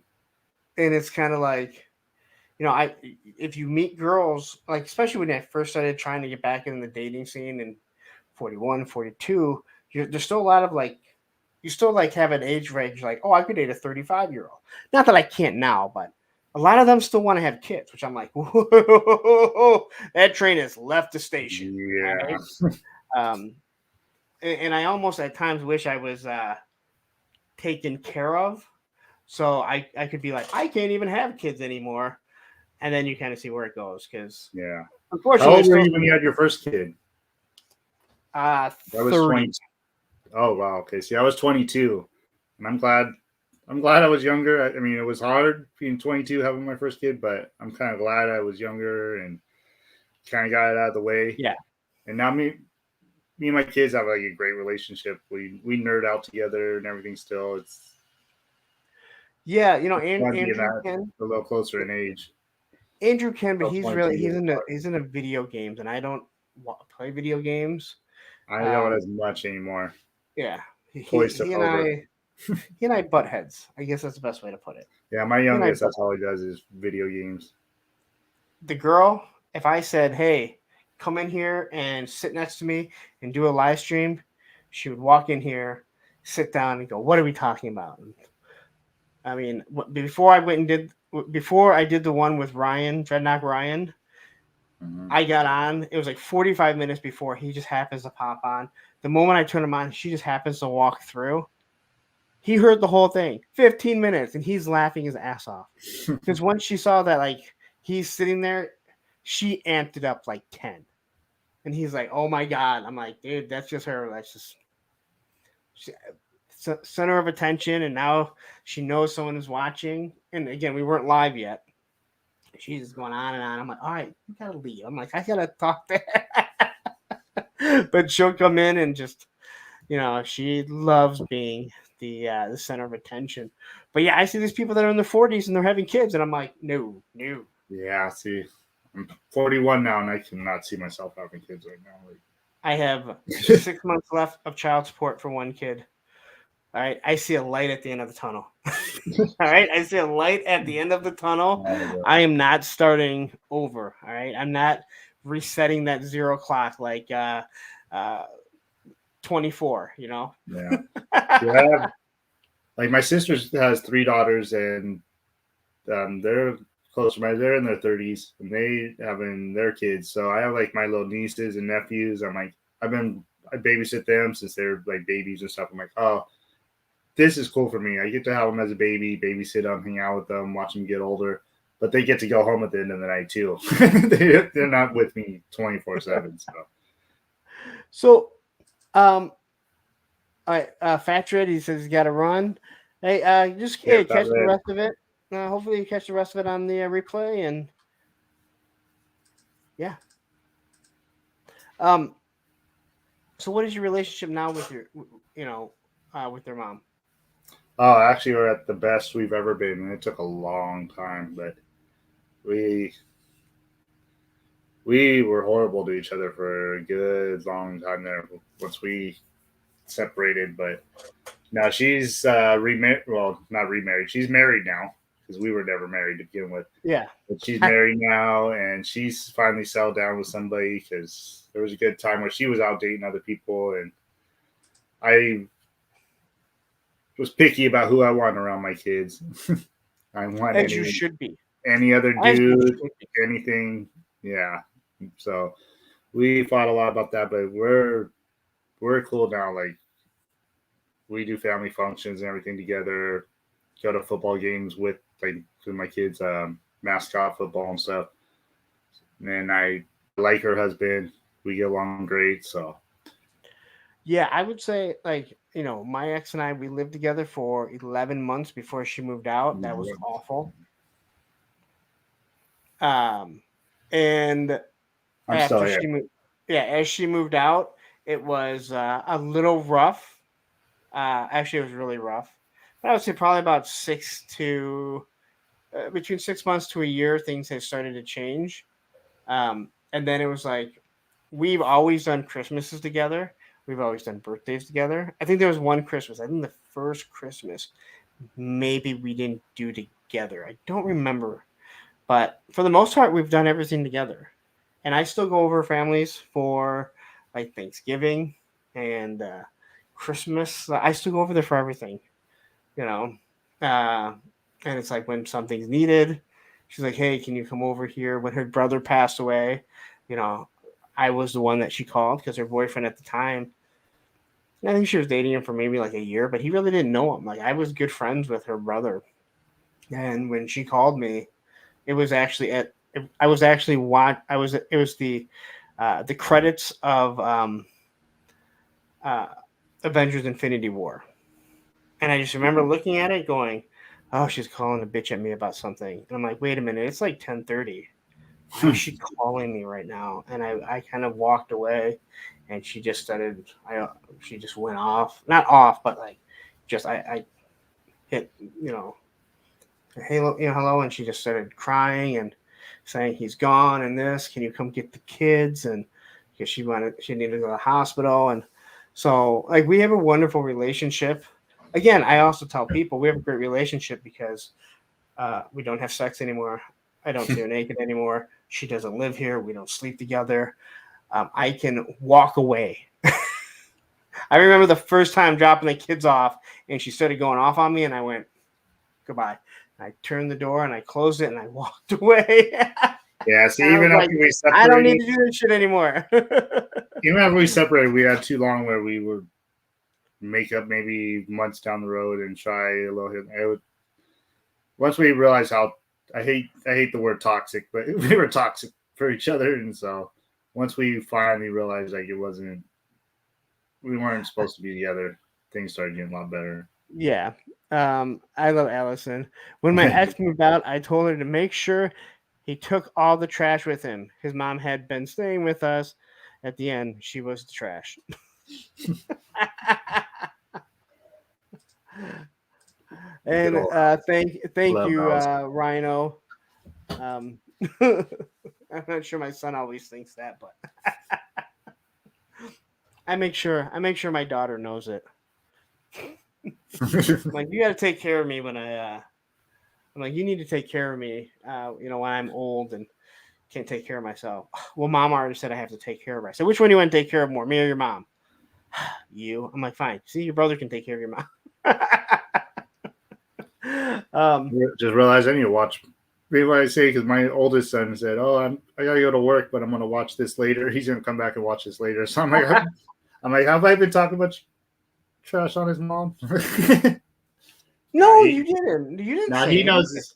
He knows more. Than, he knows You all you everything did now. was He's tell older the now. story, and again, it's not like you. Not you. It's not like you said like this. I have been absolutely perfect, and she was Yeah. awful, and like you said, hey, we both had some issues, and And my youngest son, he don't watch any of my crap. I send him shorts trying to think. I'm like, oh, maybe he'll watch one of my shorts. I'm like, hey, did you see my new figure? And he's like, oh no, I was playing video games. He don't give a crap. My oldest son's way into everything. I'll say my son he doesn't realize like when I bring something new in, like he'll see something new and he'll say like, hey, what is that? I'll be like, figures. He'll be like, yeah, I know they're figures, Dad. What are they? I'm like, well, if I tell you what they are, it's not like you're gonna know. Like you don't, you've never really cared.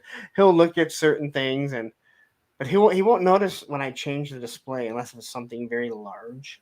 Oh yeah. And then sometimes he'll come in and ask how much it costs. I'm like, don't worry about how much it costs. It doesn't matter.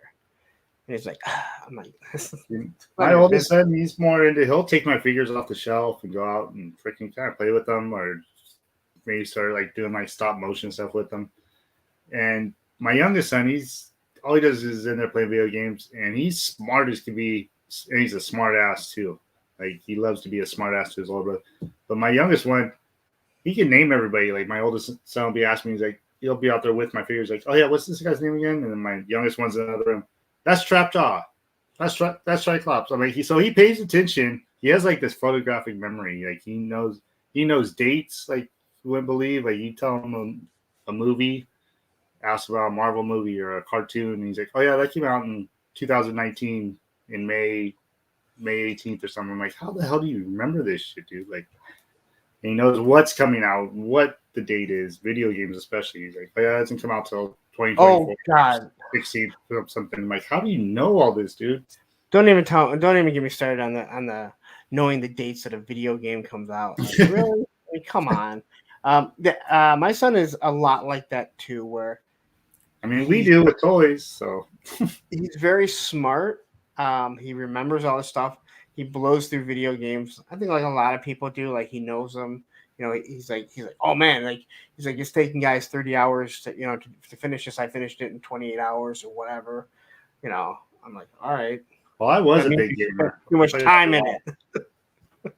Yeah. But yeah, he'll like there's so much stuff, and I'll tell him like you're really smart. Like you need to focus in on some other things too, and he gets mad about it. And I'm like, you can recite like certain things because you like to, but if Mhm. it's something you don't like, it becomes I don't know how to find it.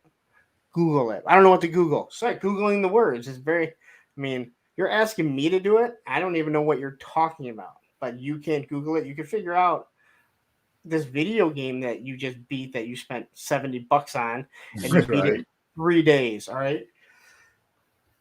For me, like you want to talk about a waste of money. There's no monetary value once you're done with that video game, right? Yeah. I mean, I gamed a lot. I used to play a whole lot, and I was always pretty much just one player games. I never got into online where you're playing Yeah. with headphones on and playing other people and stuff. Mine would just be my one person RPG games, and but yeah, I'd play them. I'd get bigger games where I'd play them for like a year, so I freaking became like a god and got every single thing and did everything accomplished I wanted. But yeah, then you're done with it. Hardly ever go back to it. A lot of times, well, most of the time now, you don't even have digital form. You don't even have a hard copy of it. It's all digital Yeah. format. So if you lose it, like there's a lot of stuff like the PlayStation. If let's say my credit card gets, it expires. Well, he could lose everything on his PlayStation Plus because the credit card had expired, and when it went to recharge, hit it for the PlayStation Plus, he could lose it all. Oh, really?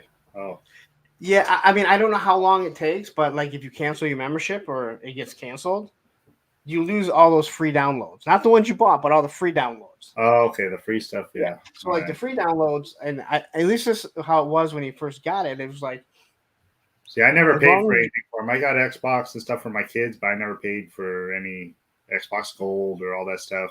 So yeah, well, with the play online, you have to have some sort of subscription, yeah, and you get all kinds of video. You get all I kinds always of told them I was like, I'll buy you the console and stuff. I'm not paying that extra stuff a month.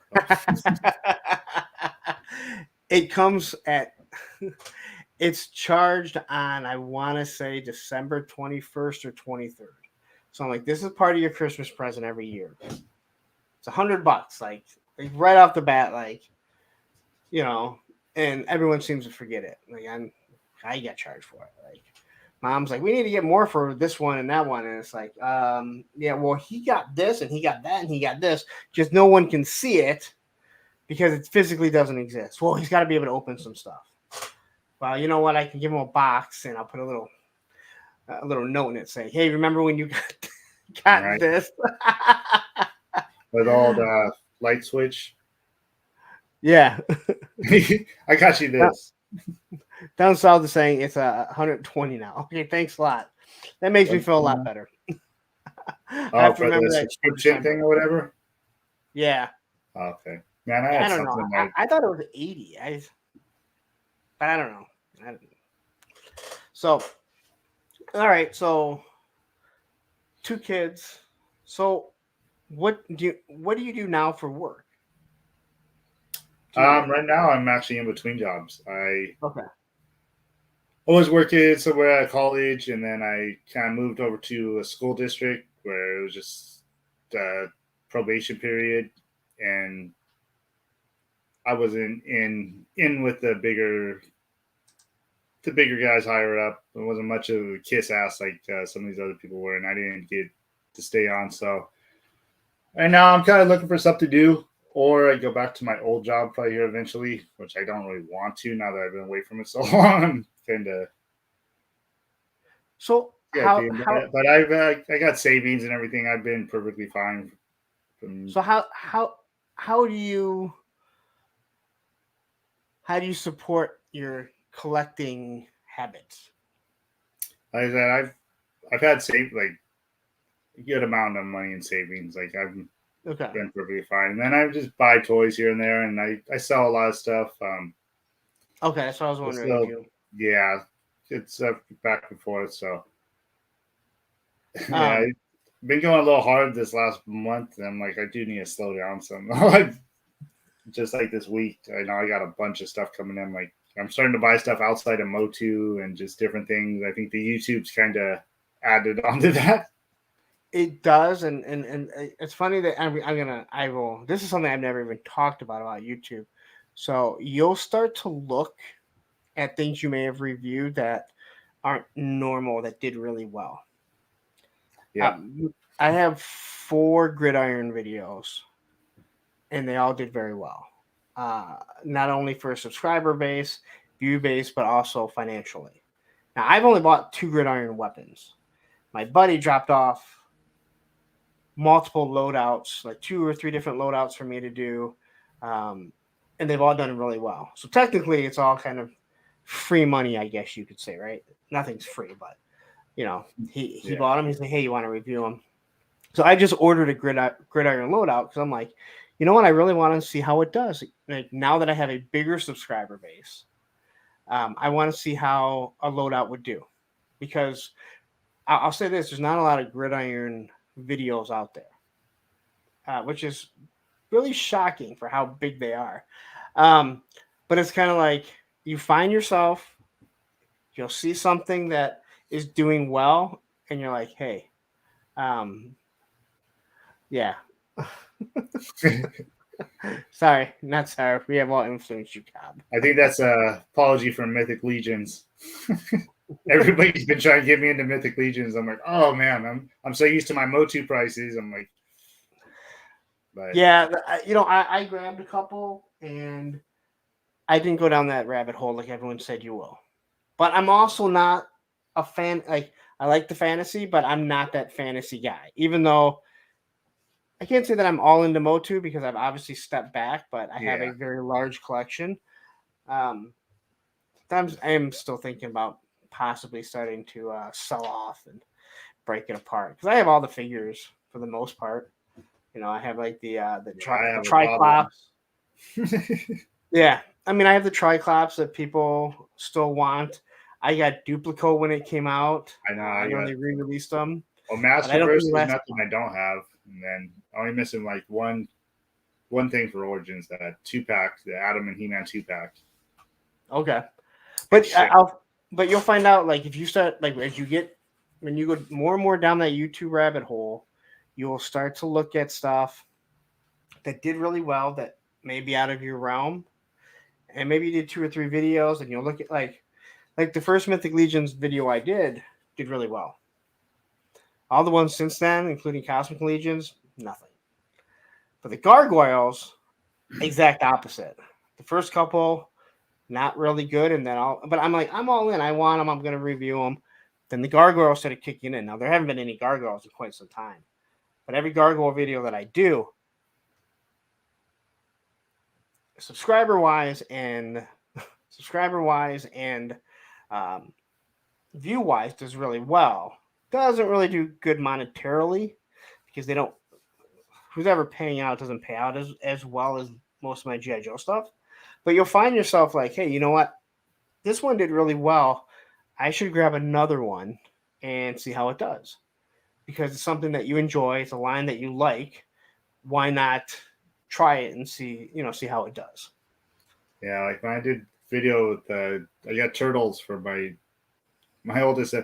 He doesn't collect figures or anything, but when that Turtle movie came out, he liked the movie and then got the Turtle van and the 4 turtles for him. Yeah. He's just going to set them up in his room. And I did a live unboxing of it. And that live unboxing did okay. I mean, it's not really a whole lot of views, but it did pretty well for a live, especially like that many people watching it after the fact. I was surprised. And then I did like the unboxing with my Galactus with my son.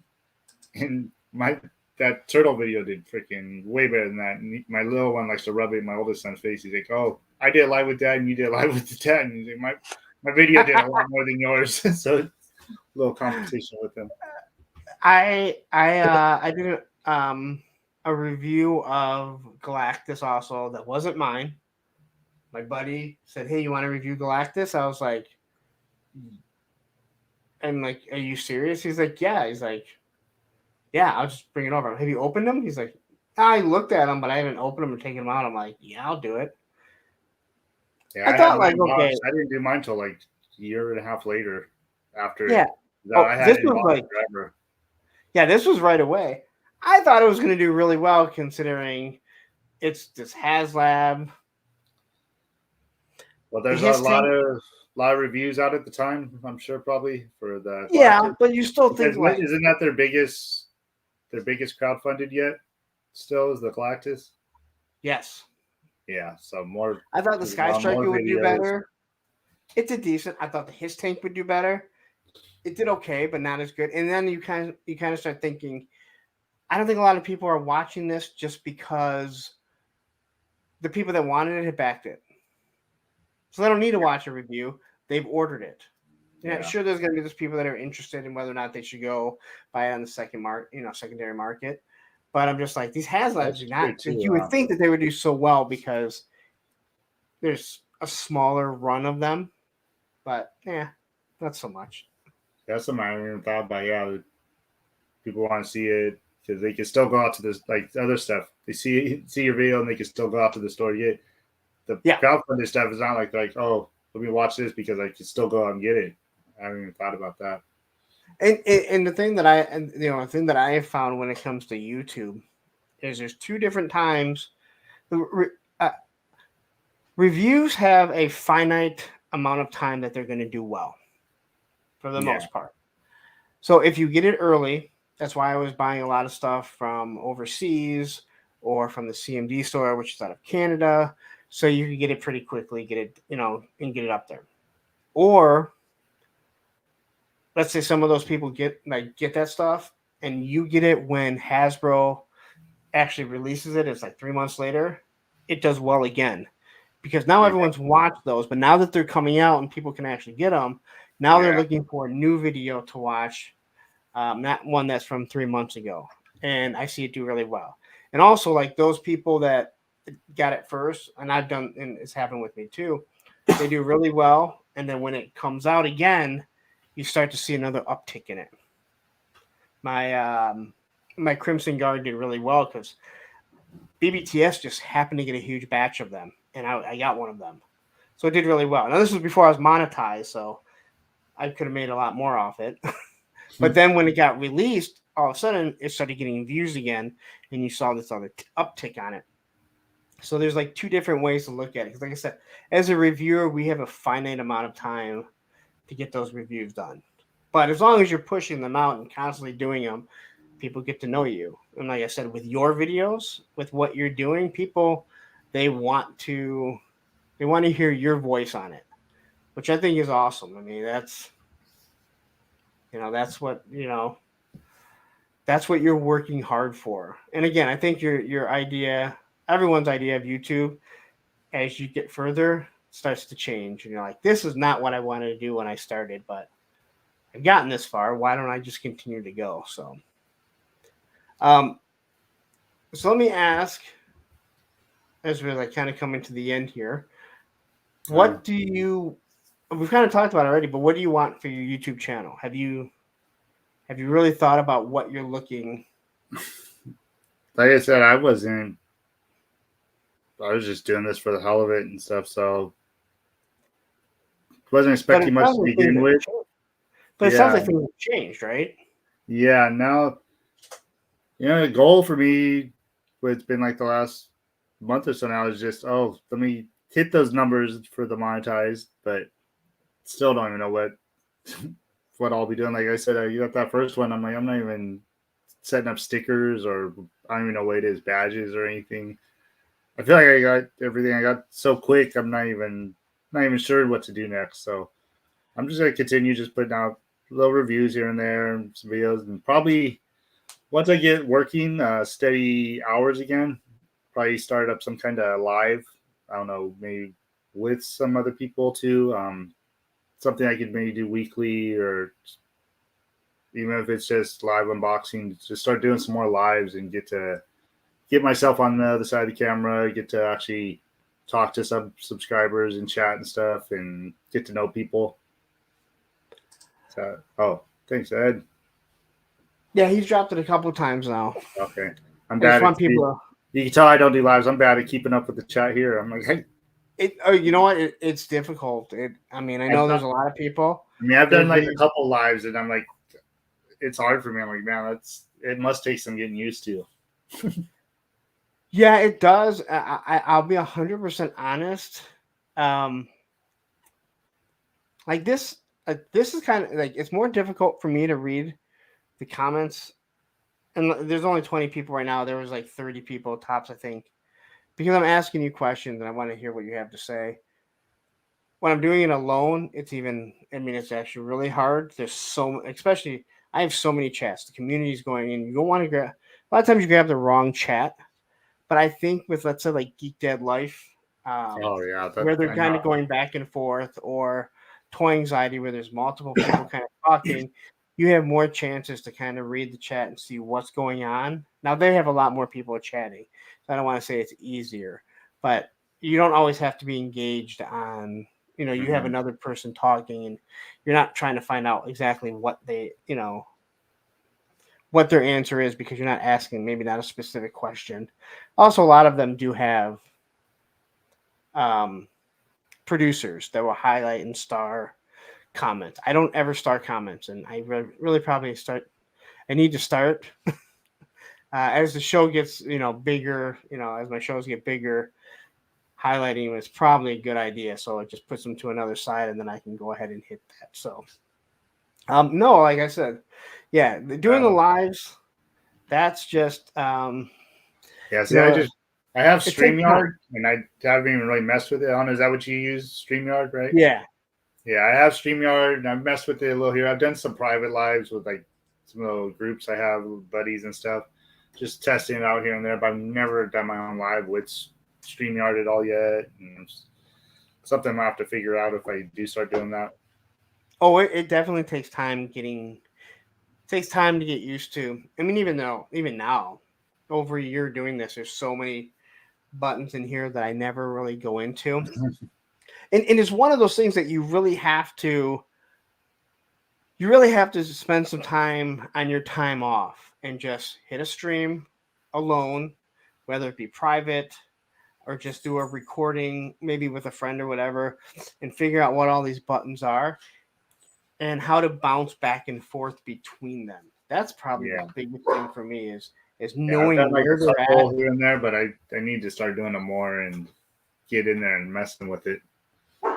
Yeah. And a lot of people don't. I mean, I really don't because I'm too busy going through this. But again, like I don't I mean I if I played around with it more like, if I go into brand here, I can do like video clips and stuff. That's where a lot of people will do um that's what a lot of people will. And I think I'm going to start putting a few in there since I don't have a soundboard yet.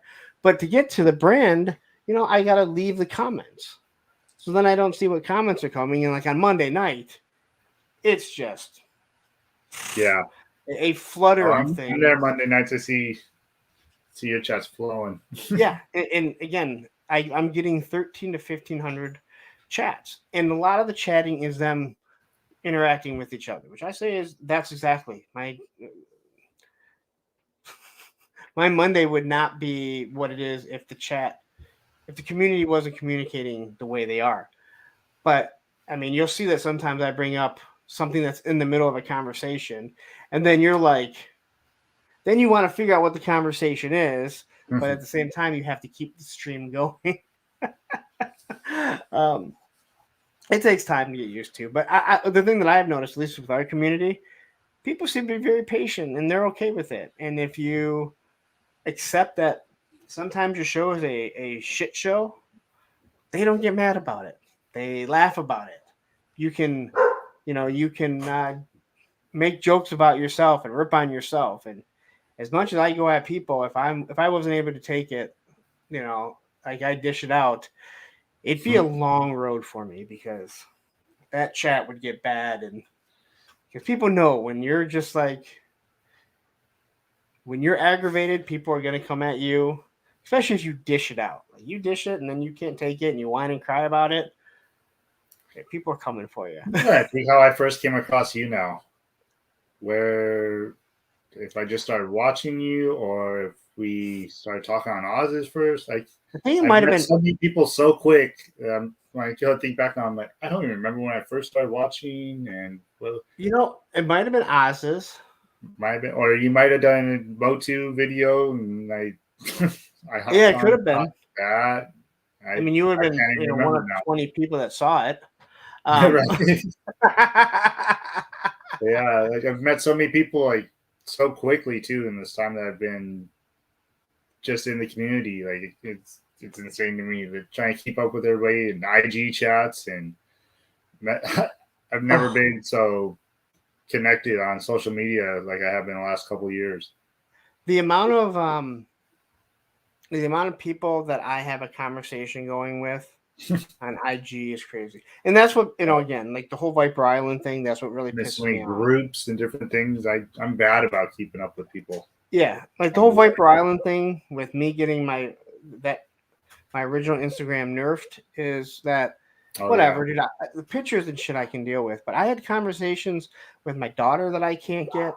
I had conversations with, Lenny, and I can't get it.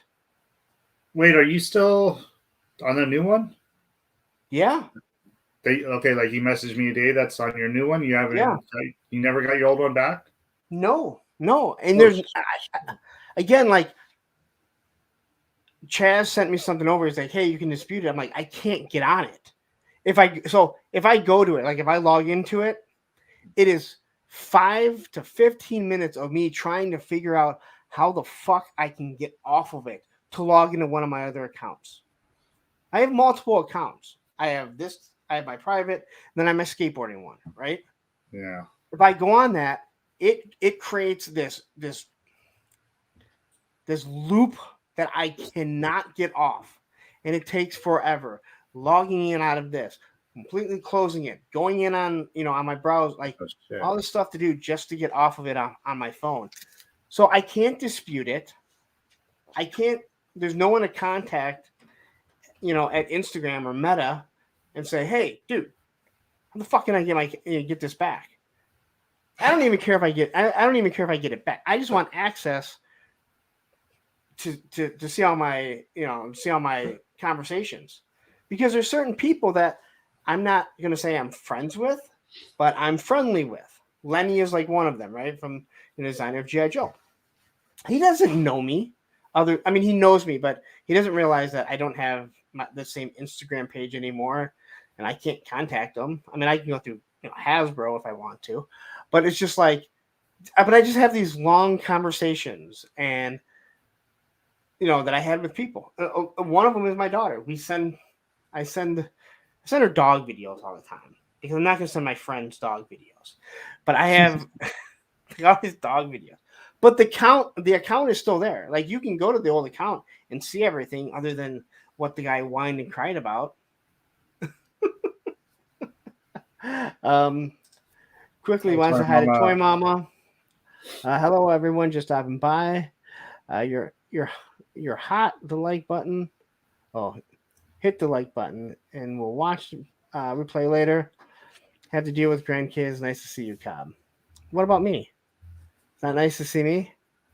I just came out. You're still here. At first, I thought you were calling me hot, and then you didn't even say it's nice to see me. So.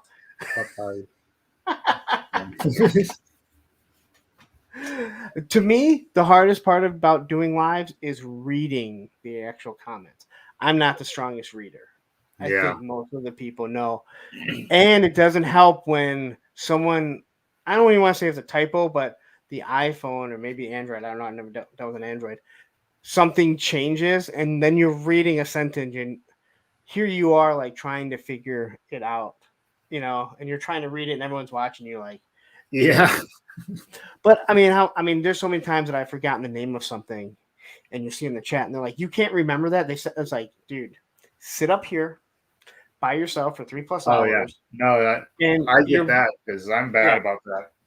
Your brain just goes to mush. Something I know and I've said a million times, and even doing like my videos, I had one the other day. I had to put a little edit in there because I kept calling stuff. Oh, it's because I did a trap job video the day before and got Triclops the next day and did a video. And I kept calling, I think it was Triclops, kept calling him Trap Jaw over and over. I had to put in there, I was like, I mean Trap Jaw. I swear to God, I know the names of these guys. I did that. I want to say I either did it. I want to say I did it on the Zartan video. I referred to him as Destro like 3 or 4 times. It was either that or vice versa, right? And I didn't notice. So I put the video out in the comments, and I'm like, oh yeah, they'll jump on. It's Zartan, not Destro. And I'm like, what? I'm like, I'm like, okay, and I had to put like, like, oh, sorry, I completely messed up. But it's kind of like, all right, listen, you can look at the channel and see all the GI Joes that I've done, right? Yeah, that's like me You too. I'm just like, it's Moti. I know these. I'm just, exactly. You I was just for having some an odd off reason, day. it's that name is in your mind, and since you called it like that the first time, you're running on autopilot. You're Yep. not paying attention that you're saying, you're saying the Then you wrong do the thing. whole video, then you're like, shit. Yeah, but I can tell you this, like, and my ex does the same thing. You go to yell at one kid, especially when they were all under one roof, Oh yeah. and you run through every single kid, including the dog, until you're like, son of a bitch, you know who you are. Get the fuck out of Uh-huh. You here. with the hair. Yeah, exactly. Like, we would run through Emily, Andrew, Olivia. Oh, but Oh man, yeah. but yeah, it's but yeah, I've had that happen. So don't think twice about it, man. And normally, if you have the good natured people, it's good. That's one Have thing you too. said I haven't had any bad comments or anybody that I can't respond to at all. I had one comment that I had to delete, and it wasn't anything towards me, but it was just something they said that was off the wall. I was like, "Oh man, I don't want other people reading what you just said." But other than that, um, I've been pretty lucky. No negativity or anything. Pancho says you with the You with the face. face, yeah, exactly. You bring that face over here. Have you come across any comments yet on any of your videos that you read and you said you didn't even watch the video? I think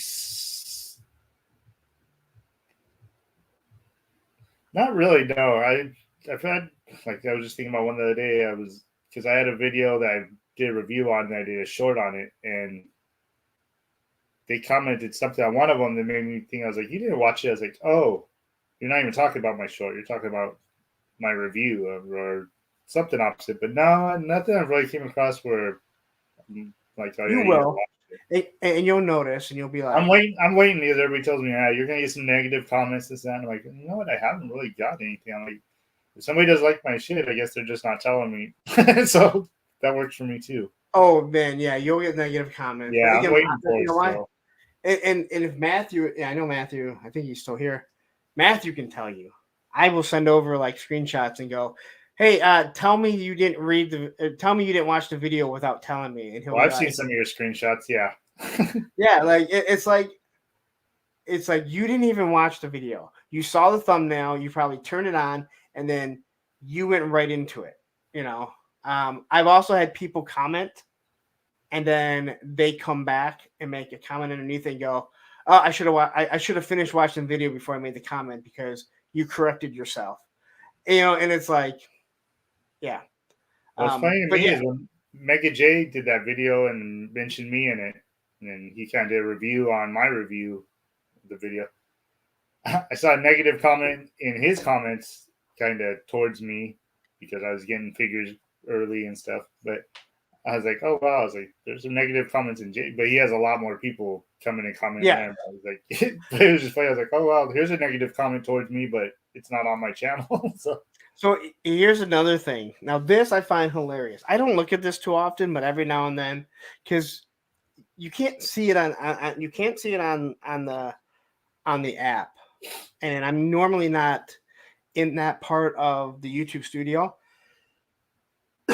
But if you go on the YouTube studio, you can see how many likes you got, and then how many thumbs up you got, and how many thumbs downs you got. And yeah, I I've can seen go that through, once going through there. yeah, I can go through almost every single one of my GI Joe videos, and there's almost exactly three thumbs down videos, or three thumbs down video on every Joe video that I do. But I won't get it like, let's say, on a Motu or something like Mythic Legions. So what it tells me is There's there some is people going out three their way. people, specifically three people that do not like my content, that waste their time to come over, watch a little bit of my content, hit that thumbs down, which YouTube doesn't care. I've already hit the algorithm. And all I'm thinking is like, you wasted your own time. Like So you crazy. decided that, hey, I'm going to watch this guy because I don't like him. And I mean, there's people that I'll watch who I don't really like, but the content that they're giving me intrigues me, or there's something that that they're talking about that I want to know, right? Um, down south, you are probably correct. Liam Dex and his old lady. But what's funny is like you can't see who thumbs down, and I don't go to it because on the YouTube Studio app you can't see it. You have to be in a specific page. I don't even know where it is. I've But it's came sometimes across it. on. I know once I was like kind of just looking, but there's so much on YouTube Studios I don't even look at, or I never Yeah, but been it's there funny because once. there's always almost three that they give it the thumbs That is down, and I'm funny. like, Yeah, man, like you wasted your time. they make sure they don't miss a video, huh? Yeah. And again, when it's always three, if it was like 5 on one and 1 on this and 2 over Yeah. here, but it's like it's always the GI Joe, but like Mythic Legions, they'll just skip. I had this was a couple years ago when I did the review.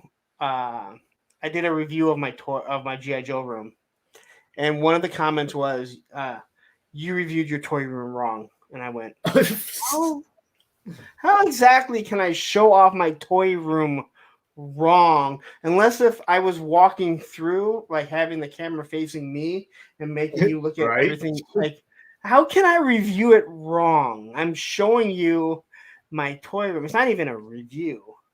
Um, Yeah, it's toy room but tour. it's comments like that I'm thinking, wow, you felt the need after watching my video of my GI Joe room to make a comment that I did it wrong. But you didn't give me any constructive criticism. You didn't like say, "Hey, that was actually pretty cool. You know what? I wish you would have done. I would Yeah, have there's a loved to base like that too. see like this or that." It was just you did it wrong, and I'm like, thanks. I'll take that to heart. What did I do wrong again? You commented wrong. Yeah, that's yeah, and there have been other people that like they'll start going that they'll go into things, and sometimes you'll try and correct them, but you will have to make sure like maybe like you kind of have a back and forth, and you can have a back and forth with someone if it's like a good conversation going. Like again, I always say like people now believe arguing is arguing and yelling and screaming. You can have an argument and you can argue with someone without being mad at them. Yeah. It's called discussing something. Yeah, I've had people like correct me on stuff, and I tell them, you know what? I realized that later, like many days later after I did a video. I was like, you're absolutely right, because I caught myself later on that I was wrong about all this. Figure did this, or this came out then. Like, I'm like, yeah, you're right. So Mr. Popinski, he leaves a comment really quick, right? What were you looking at? Oh, Carol, is Lawrence teaching Cobb to rant? Listen, dude, listen. You don't teach someone how to rant. They either have it or they don't. All right. So Mr. Pop, I did my buzzer review, right? And Mr. Popinski, he jumps in and says, "Hey, you have the wrong legs, I think. The wrong legs or the wrong crotch on your O-ring buzzer. Not mean, right?" Yeah. And I was like, "Oh, okay." Which I went downstairs and realized my 4 original Dreadnoks, I had all the right pants, but they were all on the wrong figures. So somewhere as a kid, I had swapped them out, probably fixing their O-ring, and didn't realize it. So I pinned the comment saying, "Hey, I know that the waist is wrong," or whatever it was. There were still like 3 or 4 comments in that buzzer review telling me that, "Hey, your O-ring buzzer, your buzzer's wrong." I'm like, "Yeah, I know. I pinned the comment, so no one would have to tell me." And then again, someone would be like, "Hey, like, yeah, I know. Like, I pinned the comment," hoping that when you look at it, you'd be like, "Hey, pinned comment. Oh, he realized." Yeah. Like, I don't have a problem with someone like, again, someone did that with my Flint. Like, you have the wrong Flint legs. And I was like, and I went and looked, and I'm like, "Hey, you are absolutely correct, man. Thank you so much." Mm-hmm. Because there's a way of telling someone and then someone being a total dick about it. But they'll ignore the comments and like they won't read the other comments, and here they are. It's like, all right, dude, listen, I don't have a problem with someone correcting me on the on this, but I've already addressed it at the beginning. You don't have to continue. And you can tell it's not even like it's Ed and Travis and Tony and these guys that I talk to that are like, hey, did you know this? And like you see one after another because you know how some people are mean and will do stuff like that. But you'll get comments like that and you'll start to see them. And yeah, I think the funniest ones are the ones where like you know that the person did not read or didn't watch the video, but they need a comment. Okay, so you saw the thumbnail, you probably watched like 30 seconds of it, and then you went and made a comment. Like, how about you watch the whole thing before you get into what we're discussing? But that would take a lot of time. Let's see. Black Phoenix says, "Good night, everyone. Time for work. I'll watch the rest of the stream tomorrow." Later, man. Thank you for tuning in. Make sure, again, everyone, if you have not subscribed to Cob Web, Ed, please drop another link to it so it's thank you. Right at the tip of their. He's closing in at 1,000. So, how fast can we get him to 1,000?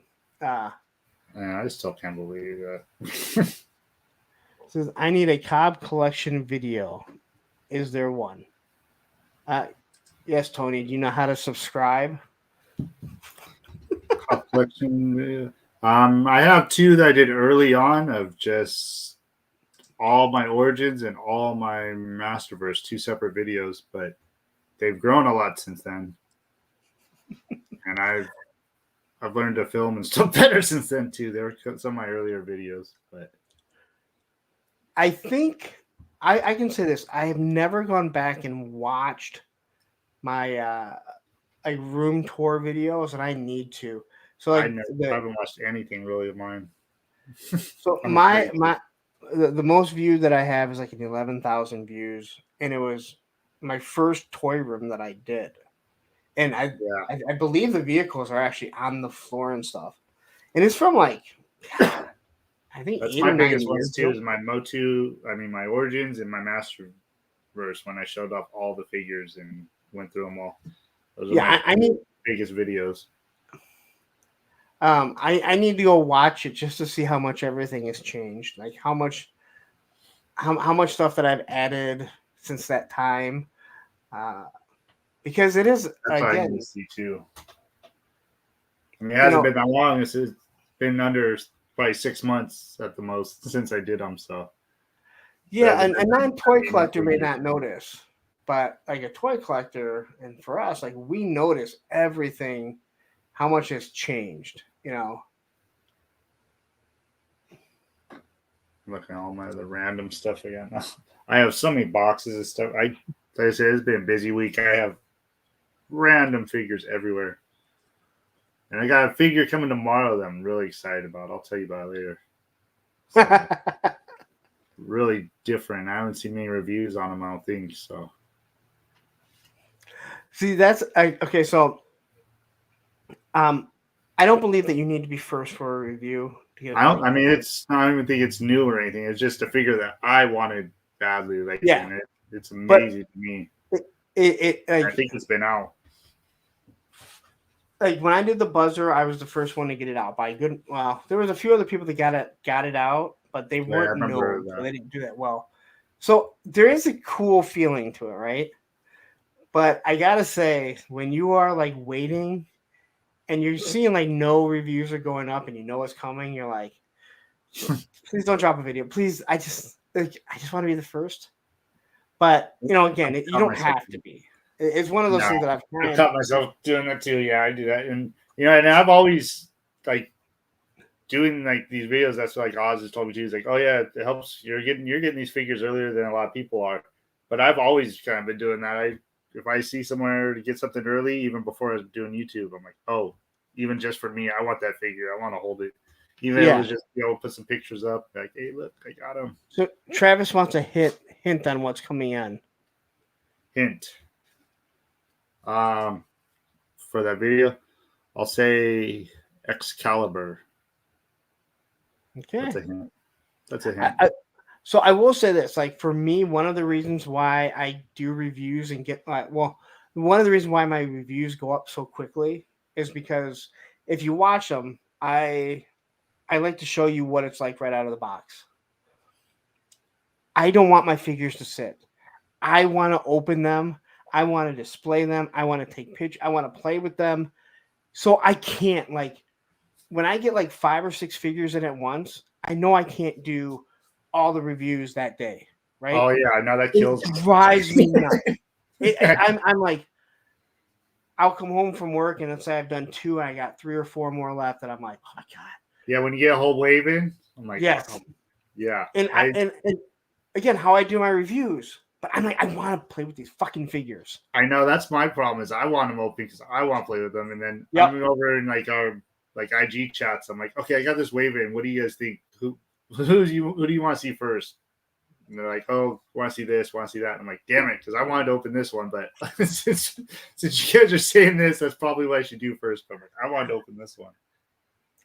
I'll do that. Like I'll put the voting out there, and I've done I that guess I before could when do I've got a posts wave now. in. And sometimes you know what figure is going to come. But when I did the one wave that I got in, and I knew it, and I knew what you guys were doing. You guys voted for Shipwreck, and he came in like I want to say.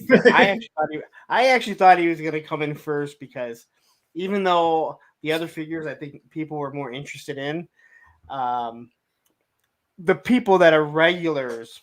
Yep, They those are people they that wanted know to you. make me open Shipwreck, as soon as possible. All right.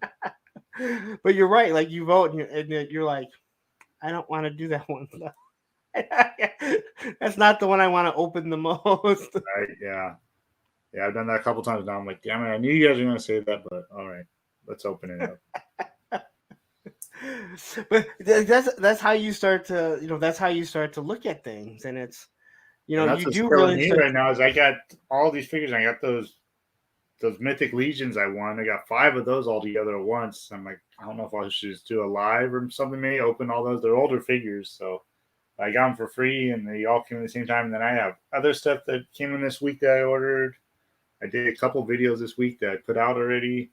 I got this guy coming tomorrow that I want to do before anything else, but he could probably wait. So I'm just all over the place. And the other thing, the other thing that you have when you want, like when you ask people what they want to see, sometimes you're looking at one figure and you think like, I think this one's going to do the best. I think this is the one people want to see the most.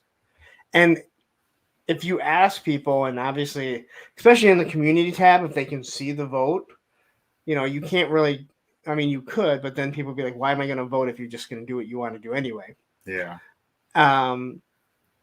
Because there's times you're like, man, I've done it, and I'm like, I don't think that's what people like. I think this one's going to do better, but you've already kind of asked people, and you're trying to give your subscribers, what they want. Yeah. But I've also had figures, and I'm like, this figure is going to do amazing. People have been talking about this, and then you do it, and you're like,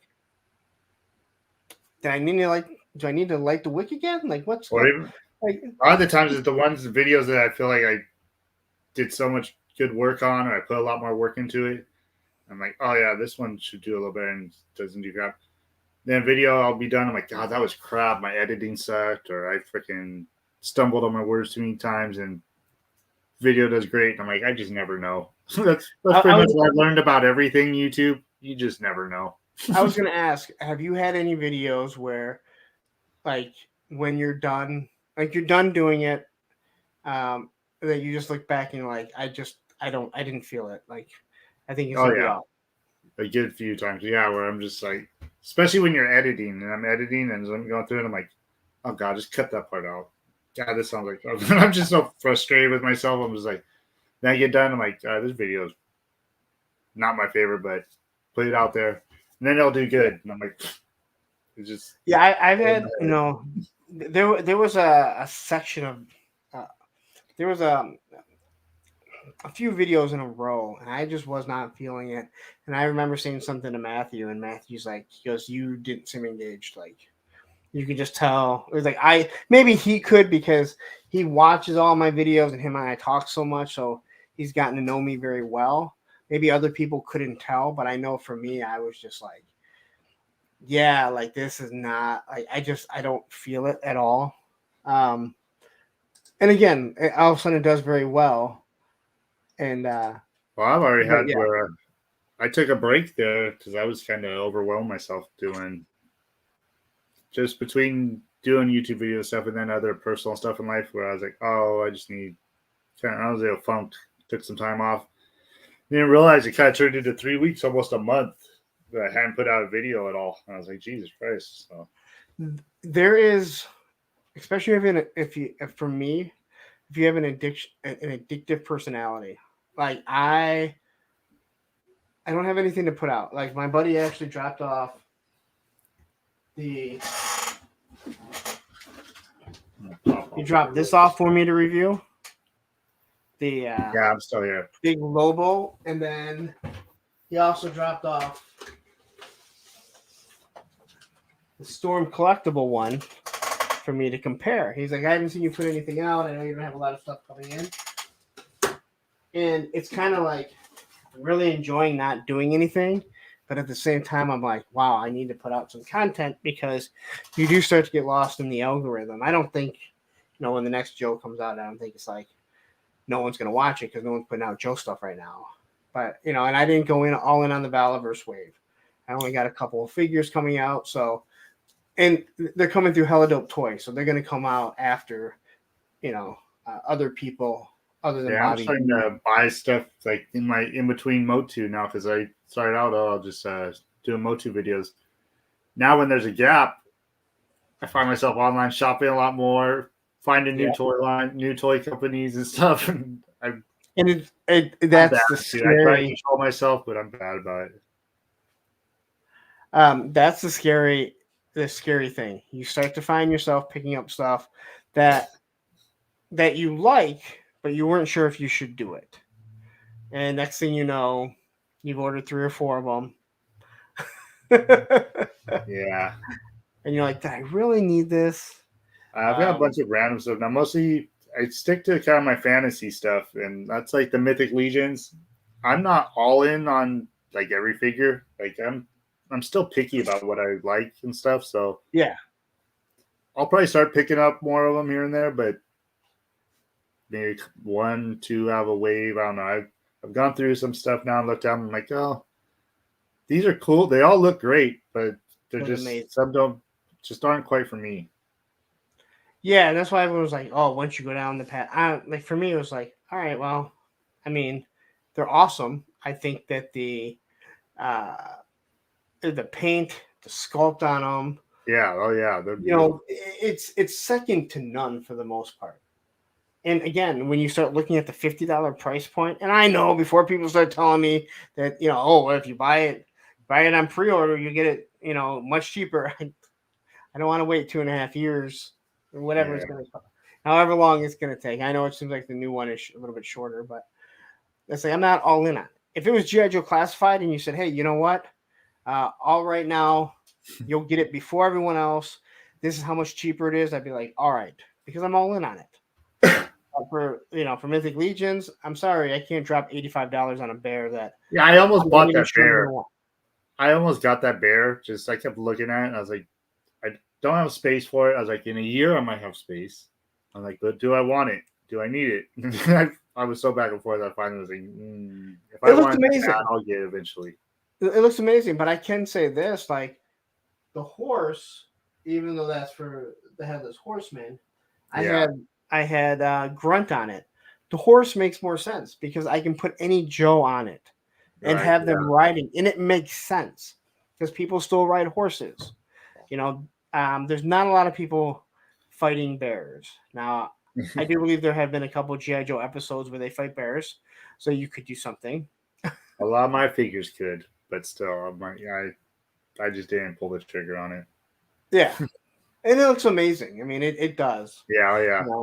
But as people talk about, there's never been a bear like this. Well, now there's other companies that are going to look and be like, we need to do a bear. Well, I'm sure with Mythic Legion too, there's gonna be other bears using that. So they'll probably, That's the other I thing. think I heard There's somebody gonna talk be- about they'll probably do a polar bear and different. Yeah, they'll use that sculpt again or part of it or something. I'm sure. All right, Pancho Studios. Take care. Nice to have you, and we'll see you on Monday. I know. That's what I just gotta start telling people. I'll see you on Monday. Right. Don't give them an option. Just tell them, hey, you'll be back on Monday. All right. Well, is there anything else that you would like to talk about? No, I'm good. Thanks for having me here. It's cool to actually just hang out one on one with you. That's what I was trying to think of earlier. Is when I first met you. I don't know, something I just was instantly like, this guy's funny, cracks me up. I think Were it was you just the one one? of the rambles. I was just like, Were you the one that said my son? That said my son says he doesn't like anything.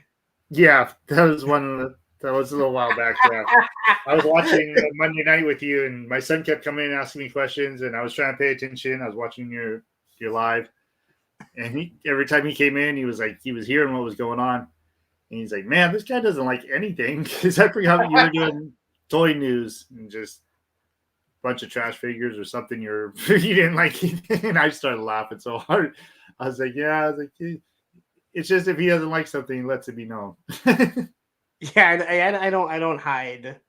I've never been like that. I've never, even when I was like 90, 95 pounds. Well, even in that same live, because I told you in chat right away, right then, I was like, my son just came in the room. So this guy hates everything. You started laughing. Then when you got to something you liked later that night, you're like, tell your son to come back in the room because I like this right here. The fact that I remember that, like Yeah. that sticks out because it was like right there. It was before obviously the chat was.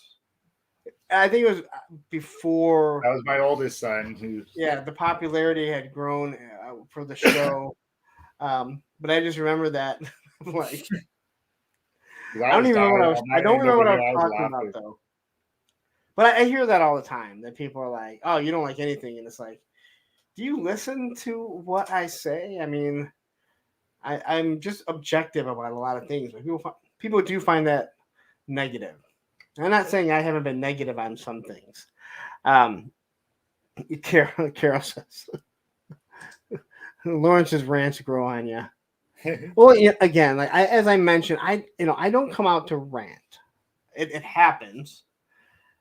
I found from listening to certain radio hosts, and I've never want. I hate when people you can tell they're fake about it. Like everyone wants that rant, so they're coming out. I just I start doing my thing, and if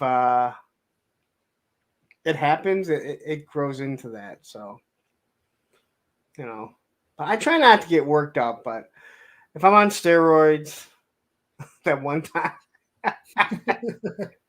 And someone had driven me absolutely nuts for like a straight 10 hours uh, that Friday before my Monday.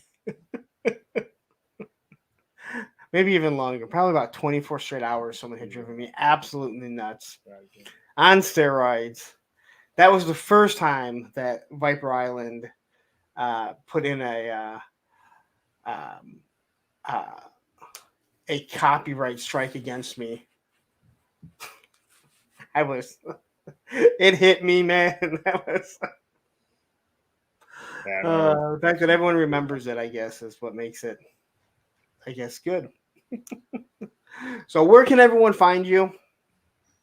Right here on YouTube, Cob Web Collector, same name on Instagram. Some pictures here and there, but I don't believe I put anything in the comments. I'll do it after or in the description. I get lost and I completely forget to do that. I'm like, oh my god, I need to do it. You've already done so much too, man. I mean, I noticed early on one of my big, I call it big jump. One of my big jumps is when I would be in your comments and lives, and you give me shout outs. Then I'm like, oh man, or I think you even did some Instagram posts shouting me out, and I was like, oh, I seen subs jump from then too. So you've done a lot to help me already. So that's something that I want to say to you, and I know I've mentioned it before. I want to say thank you. Like I watch, like you always put my videos up, and at first I kind of laughed because it's like you don't even do GI Joe, but like you're promoting, but you do Well, Alice, I don't color strawberry shortcakes either.